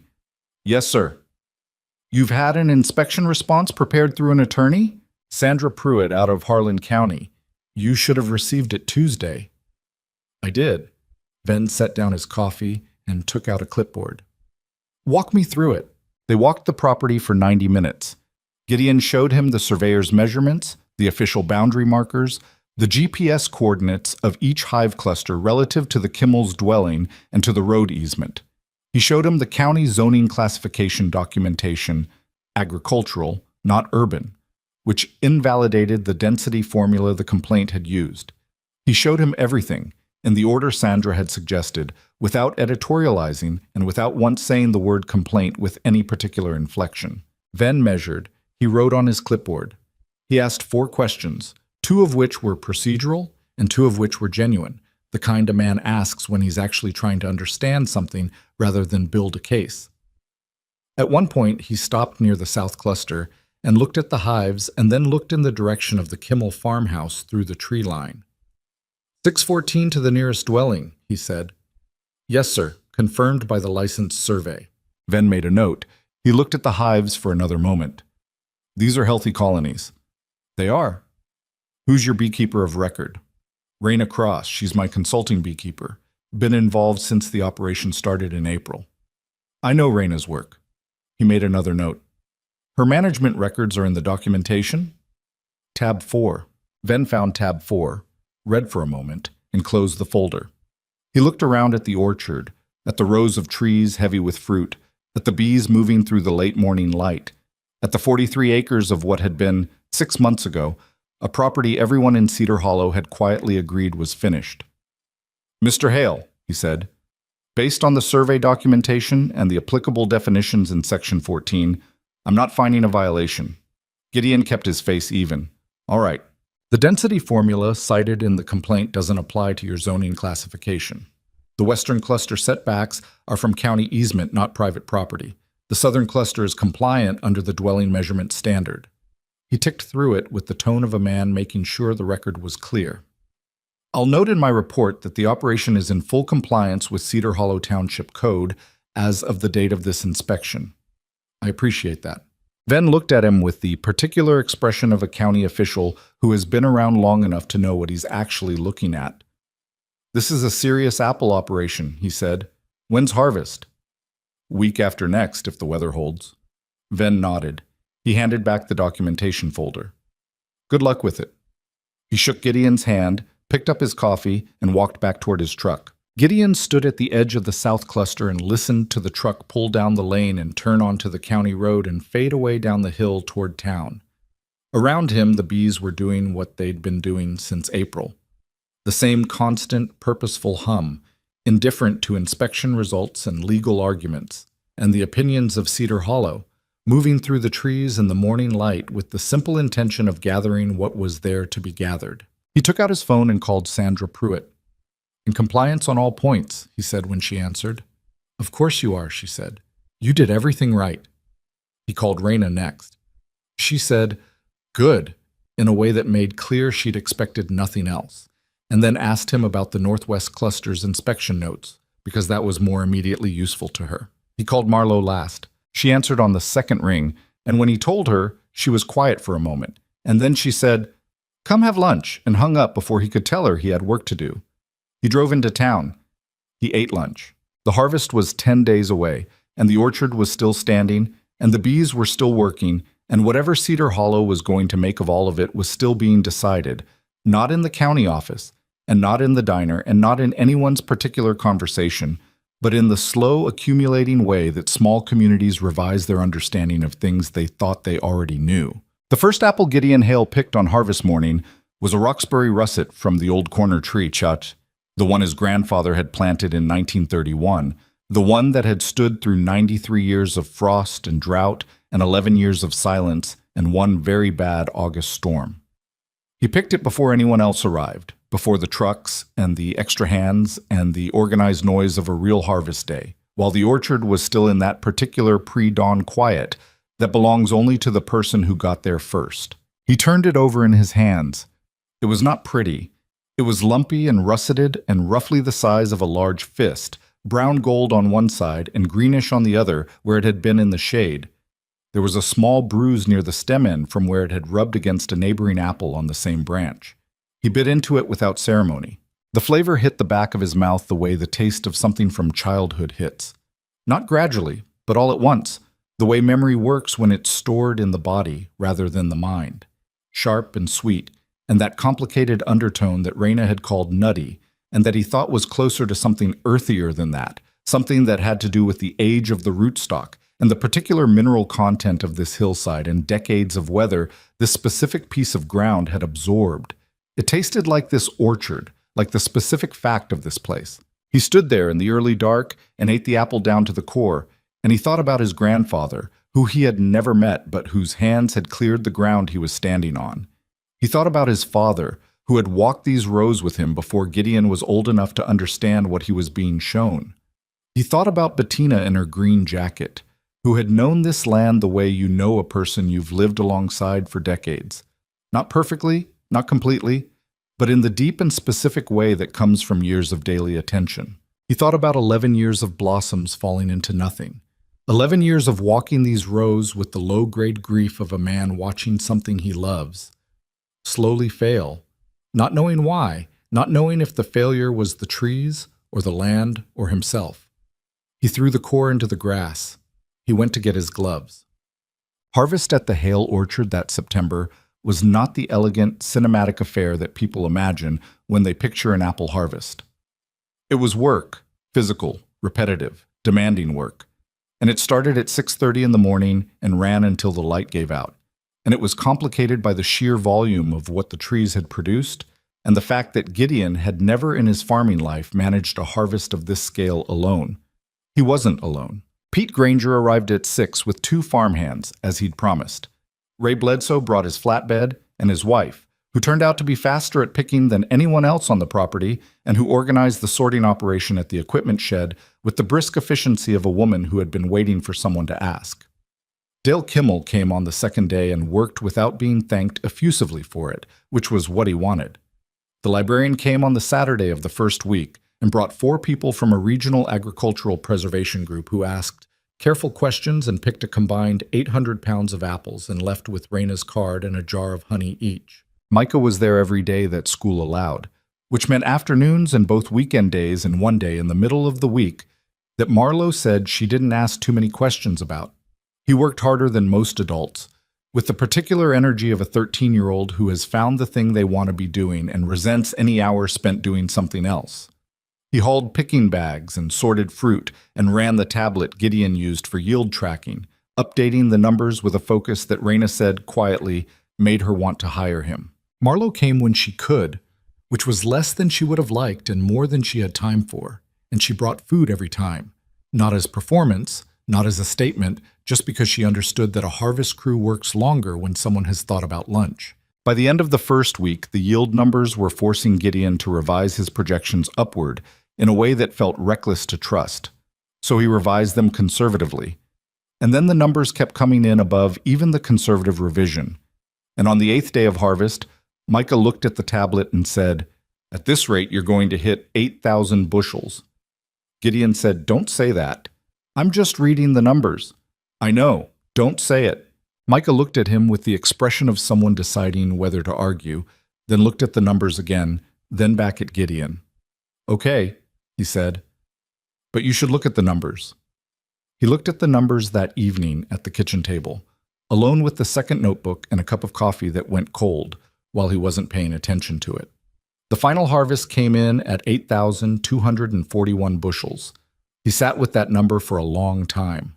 The record for the Hale Orchard, set in 1962 according to his father's ledger, was 7,890 bushels. He went to the back room and got his father's ledger from the filing cabinet. Not the drawer of his desk where he kept the good ledger, the one he never opened, but the operational one from the cabinet. And he opened it to 1962 and looked at the number written there in his father's careful handwriting, 7,890. He put it back. He went to bed. He lay in the dark for a while thinking about things he could not have said out loud to anyone without embarrassing himself. And then he slept better than he had in 6 months. Harvey Boone came to the orchard on a Saturday morning in the second week of October, 3 weeks after harvest ended, The trees were bare of fruit by then, stripped clean and beginning their own quieting down for the season. The leaves going yellow and rust, and that particular dark red that apple trees go in autumn. The hives were still active. The bees would work as long as the temperature permitted, pulling in late-season pollen from the wildflower strips and the surrounding landscape, building their winter stores. But the summer's intensity had settled into something more deliberate, slower, the colony shifting its priorities from expansion to endurance. Gideon was at the equipment shed doing the first of the equipment cleaning that would run through November when he heard the truck on the gravel lane. He recognized it by sound before he turned around, which told him something about the specific texture of dread that Harvey Boone's visits had acquired over the past several months. He put down the tool he was holding and waited. Harvey got out of the truck slowly, which was not how Harvey usually moved. He stood by the cab for a moment, looking at the stripped trees and the hive boxes and the stone wall and the long grass of the orchard floor, which was going golden in the October morning. Then he walked toward the shed with his hands in his pockets and stopped about 10 feet away. "I heard the yield numbers," he said. "Word gets around. 8,000 plus bushels." He said it without inflection, just the number. "Yes." Harvey looked at the nearest row of trees. He was quiet for longer than Harvey Boone was usually quiet, which itself was something.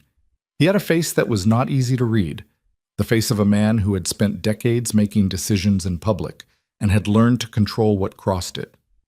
But there was something there this morning that wasn't Harvey's usual register, something that looked, on a face that didn't practice it much, like it cost him something to be here. "The complaint was mine," Harvey said. Gideon didn't say anything. "I filed it in August, after the storm." Harvey looked at him directly now, the way Harvey always looked at things. Straight on, no flinching. "I told myself it was a legitimate concern. The hive count, the proximity to the road, the regulations. I told myself I was doing the county a service." "Were you?" Harvey's jaw tightened. "No." He said it flat and clean and without the hedging that would have made it easier for him. "I was doing myself a service, or what I thought was a service." He looked away at the trees again. "I'd told people you were going to fail. I'd said it since March. In the feed store, at the grain elevator, to anyone who'd listen. I had a position on record, and the orchard was proving it wrong, and I—" He stopped, pressed his lips together. "I'm not going to make excuses for it. It was wrong. It was a wrong thing to do." Gideon had known since the night of the letter. Not certainly, he hadn't been certain until Harvey walked up to him just now and said it, but he'd known the way you know things in small towns when you've lived in them long enough. The timing, the anonymous filing, the specific exploitation of the measurement ambiguity. Only a man who'd been following the operation closely enough to find the technical weakness would have thought to look for it there. Harvey was a smart man. That had never been his problem.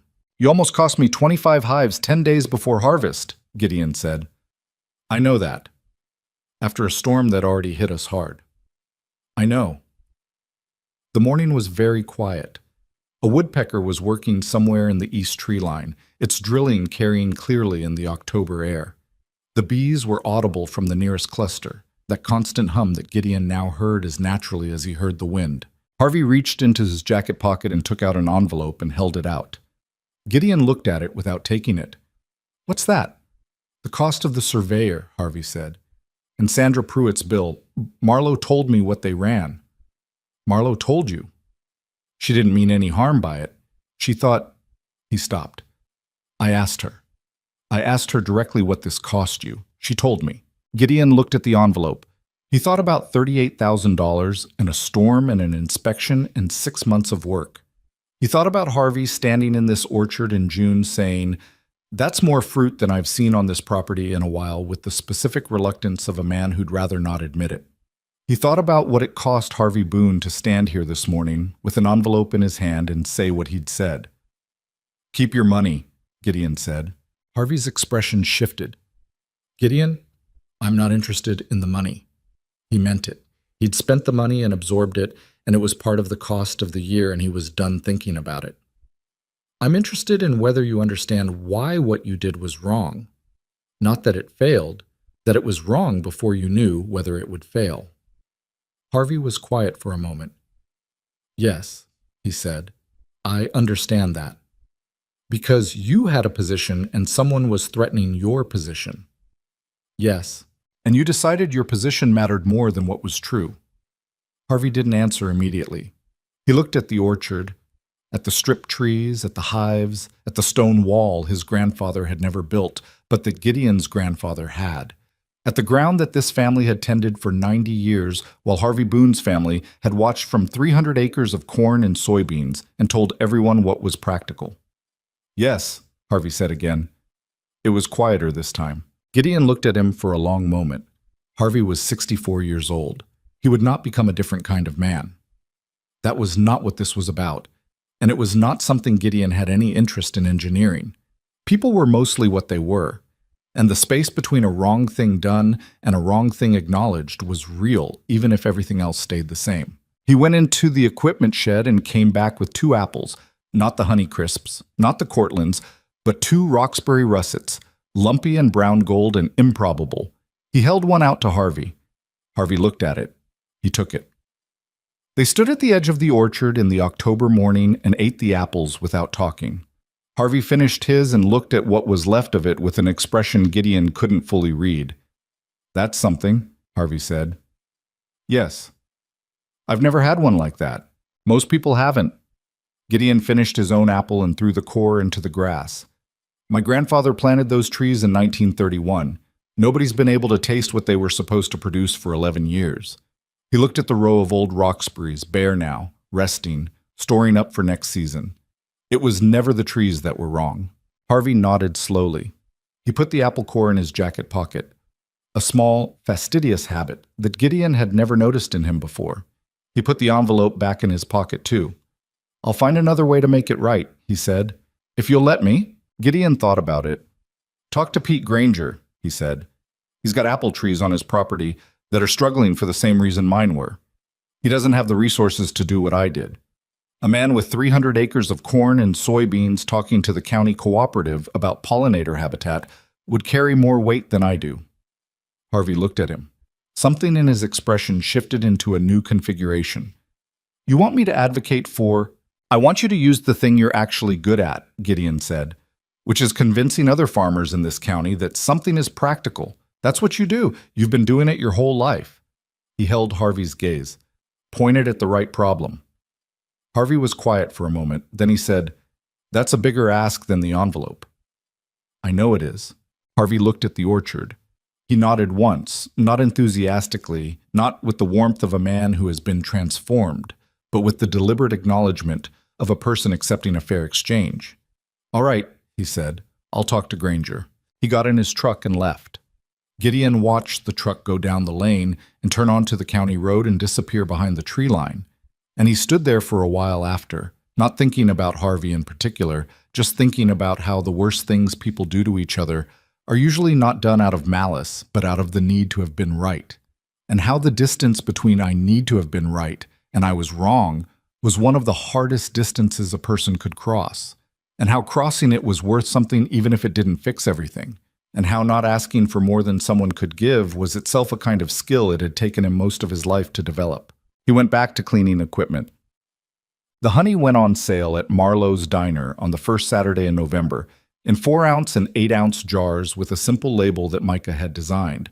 The word Haile in clean block letters over a drawing of the old Roxbury tree that was accurate enough that anyone who'd been to the orchard would recognize it immediately. Marlowe had ordered 40 jars to start, which she'd told Gideon was conservative. She sold out by noon.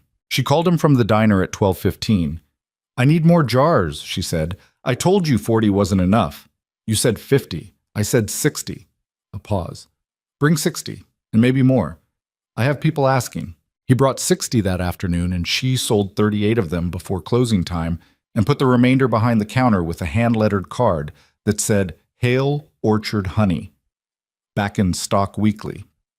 The following Saturday, she took 80 jars and ran through them by 2 in the afternoon, and she called him again and he told her he'd been thinking about the right pricing structure, and she told him she'd already adjusted it twice based on what people were willing to pay, and that they needed to have a real conversation about regional distribution because she'd had 2 inquiries from farm stands in adjacent counties. The honey was, objectively, Very good.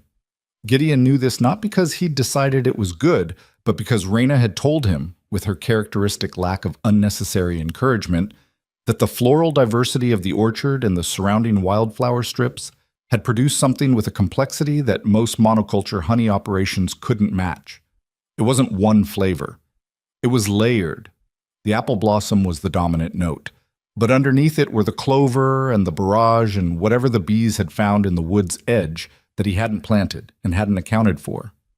It tasted like this specific place at this specific point in its life, which was, it turned out, exactly what certain people were willing to pay for. Micah reported this finding one afternoon at the kitchen table, having apparently conducted his own informal market research at school.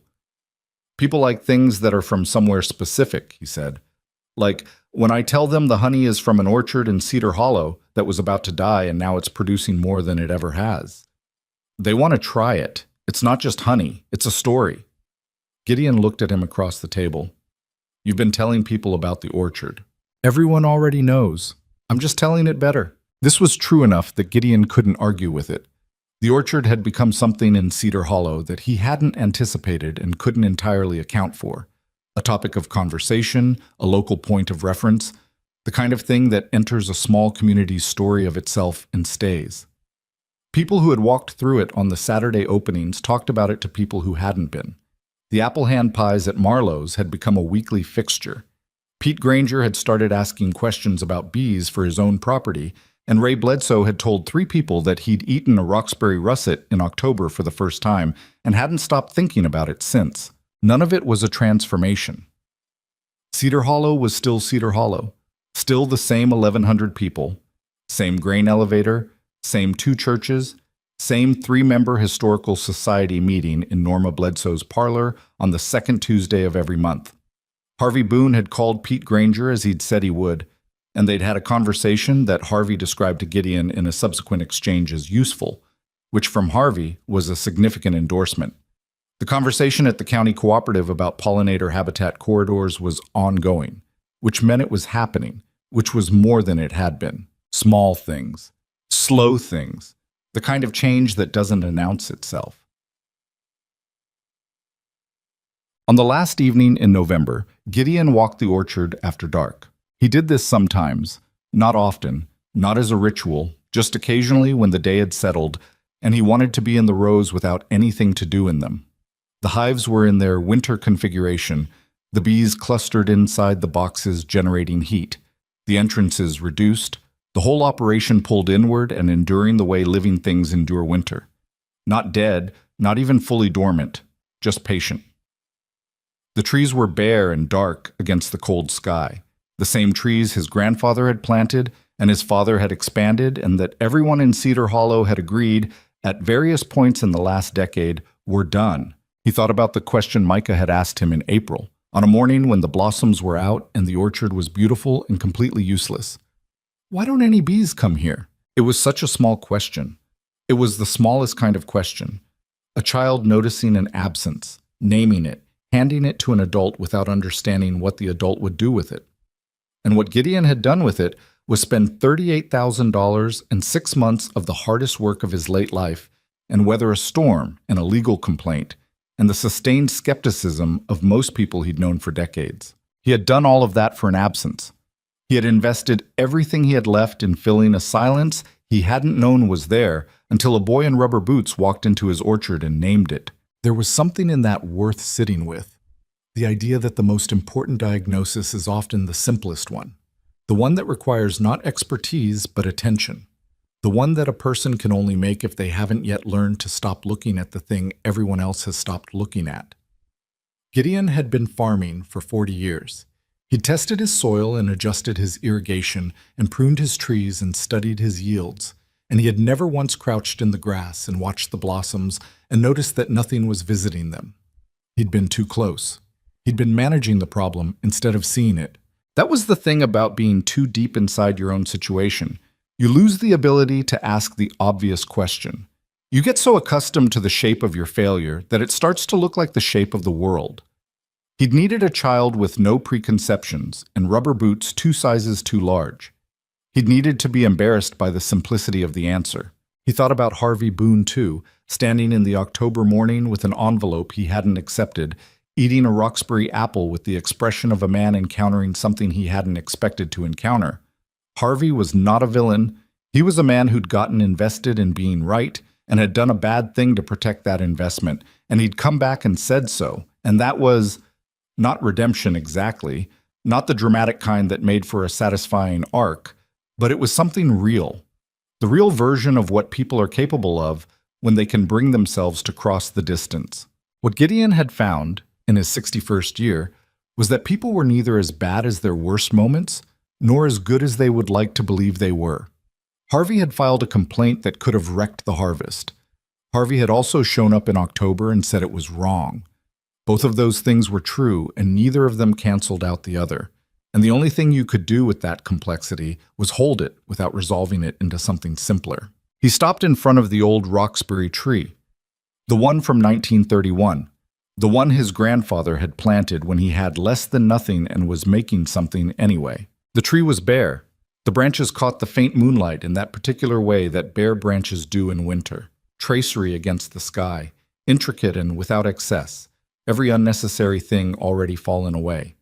It would stand here through the cold and the ice and whatever the winter brought, and in April the blossoms would come back, and this time, for the first time in 12 years, the bees would be there to meet them. He put his hand on the bark. The tree was cold and solid under his palm, and it had been here longer than he had, and would probably be here after him, and it didn't know or care about county inspection reports or yield records or what Harvey Boone thought or what anyone in Cedar Hollow thought. It just kept doing what it did, reaching down into the ground and reaching up into the light and making what it could make from what it had. Maybe that was the whole lesson. Not the bees, not the honey, not the record harvest that people would talk about in Cedar Hollow for a while and eventually absorb into the fabric of what the town knew about itself. The lesson was the tree. The lesson was the thing that everyone had agreed was finished, standing in the dark in November, alive, root deep in ground it had occupied for 93 years, not requiring anyone's permission to still be here. He took his hand off the bark. He turned and walked back through the rows toward the house, where the kitchen light was on, because he'd learned since Bettina died to leave it on when he went out in the dark so there would be something to walk toward. Raina came out the following spring to help prepare the hives for the new season. She arrived in early April, the same canvas jacket, the same directness, and found Gideon already in the west cluster, checking for winter losses with the focused attention of a man who has been doing this long enough to know what he's looking at. "How many losses?" she said. 11 hives didn't make it through. He said it matter-of-factly.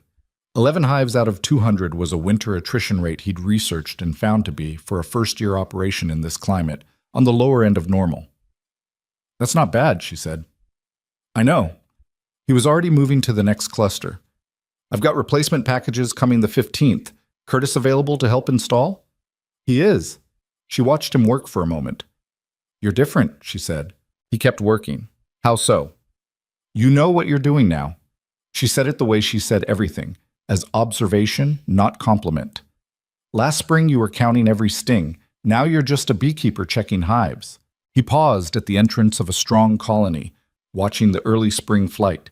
Bees already going out on orientation flights, testing the warming air, carrying back the first pollen loads of the season, bright yellow and improbably hopeful against the still bare trees. "Is that what I am?" he said. "A beekeeper." Among other things, she came to look at the colony he was watching. "The blossoms start in 2 weeks, based on the buds I looked at coming up the lane. 10 days, I think? The Roxbury always goes first." She nodded. They stood at the hive entrance in the early April morning, and around them the orchard was doing its slow annual resurrection. The tight bud swell on every branch, the ground going soft under the warmth, the particular smell of early spring that is mostly mud and dormant wood, and the faint promise of something coming. Micah rode up on his bike at 7:30. He was 13 now, and he'd grown 3 inches since the previous April, which had not reduced the rubber boot problem because Marlowe had apparently given up trying to keep him in footwear that fit. He had a notebook under his arm. A new one, not the composition book with the bee drawing, something more organized with tabs. He dropped the kickstand and looked at the budding trees and the hive clusters and the 2 adults standing by the west colony, and the expression on his face was the same one he'd had the first time the bees arrived. that specific, unguarded amazement of a person watching something that exceeds their expectation of the world. "The buds are further along than last week," he said. 10 days, Gideon said, maybe less. Micah opened his notebook. He clicked his pen. "I've been reading about the correlation between early spring temperature patterns and blossom timing in heritage apple varieties," he said. "There's a study out of Vermont that might be applicable." Raina looked at Gideon. Gideon looked at Micah. "Show me after you've looked at the East Cluster," he said. "The number 4 hive has been light since February. I want a second opinion." Micah was already walking toward the East Cluster, notebook open, clicking his pen again. Raina watched him go. "How old is he?" 13. She looked at Gideon. "You know what you've done here is bigger than the orchard," she said. "You know that." He looked at the boy moving through the rows of budding apple trees, stopping at the 4th hive with his head tilted in the listening to the hive posture that took most beginners months to develop. He thought about the question that had started all of this. Why don't any bees come here? And the strange, improbable chain of events that question had set in motion. $38,000 and a storm and a legal complaint and a record harvest and a neighbor standing in October with an envelope he wouldn't take and the old Roxbury trees bearing more fruit than they had in living memory. And a boy who would carry something forward from all of it, who would go wherever he went with bees and apple trees and pollination dynamics, and the memory of this orchard in the specific and formative way that a person carries the place where they first understood something important about how the world actually works. "I know," Gideon said.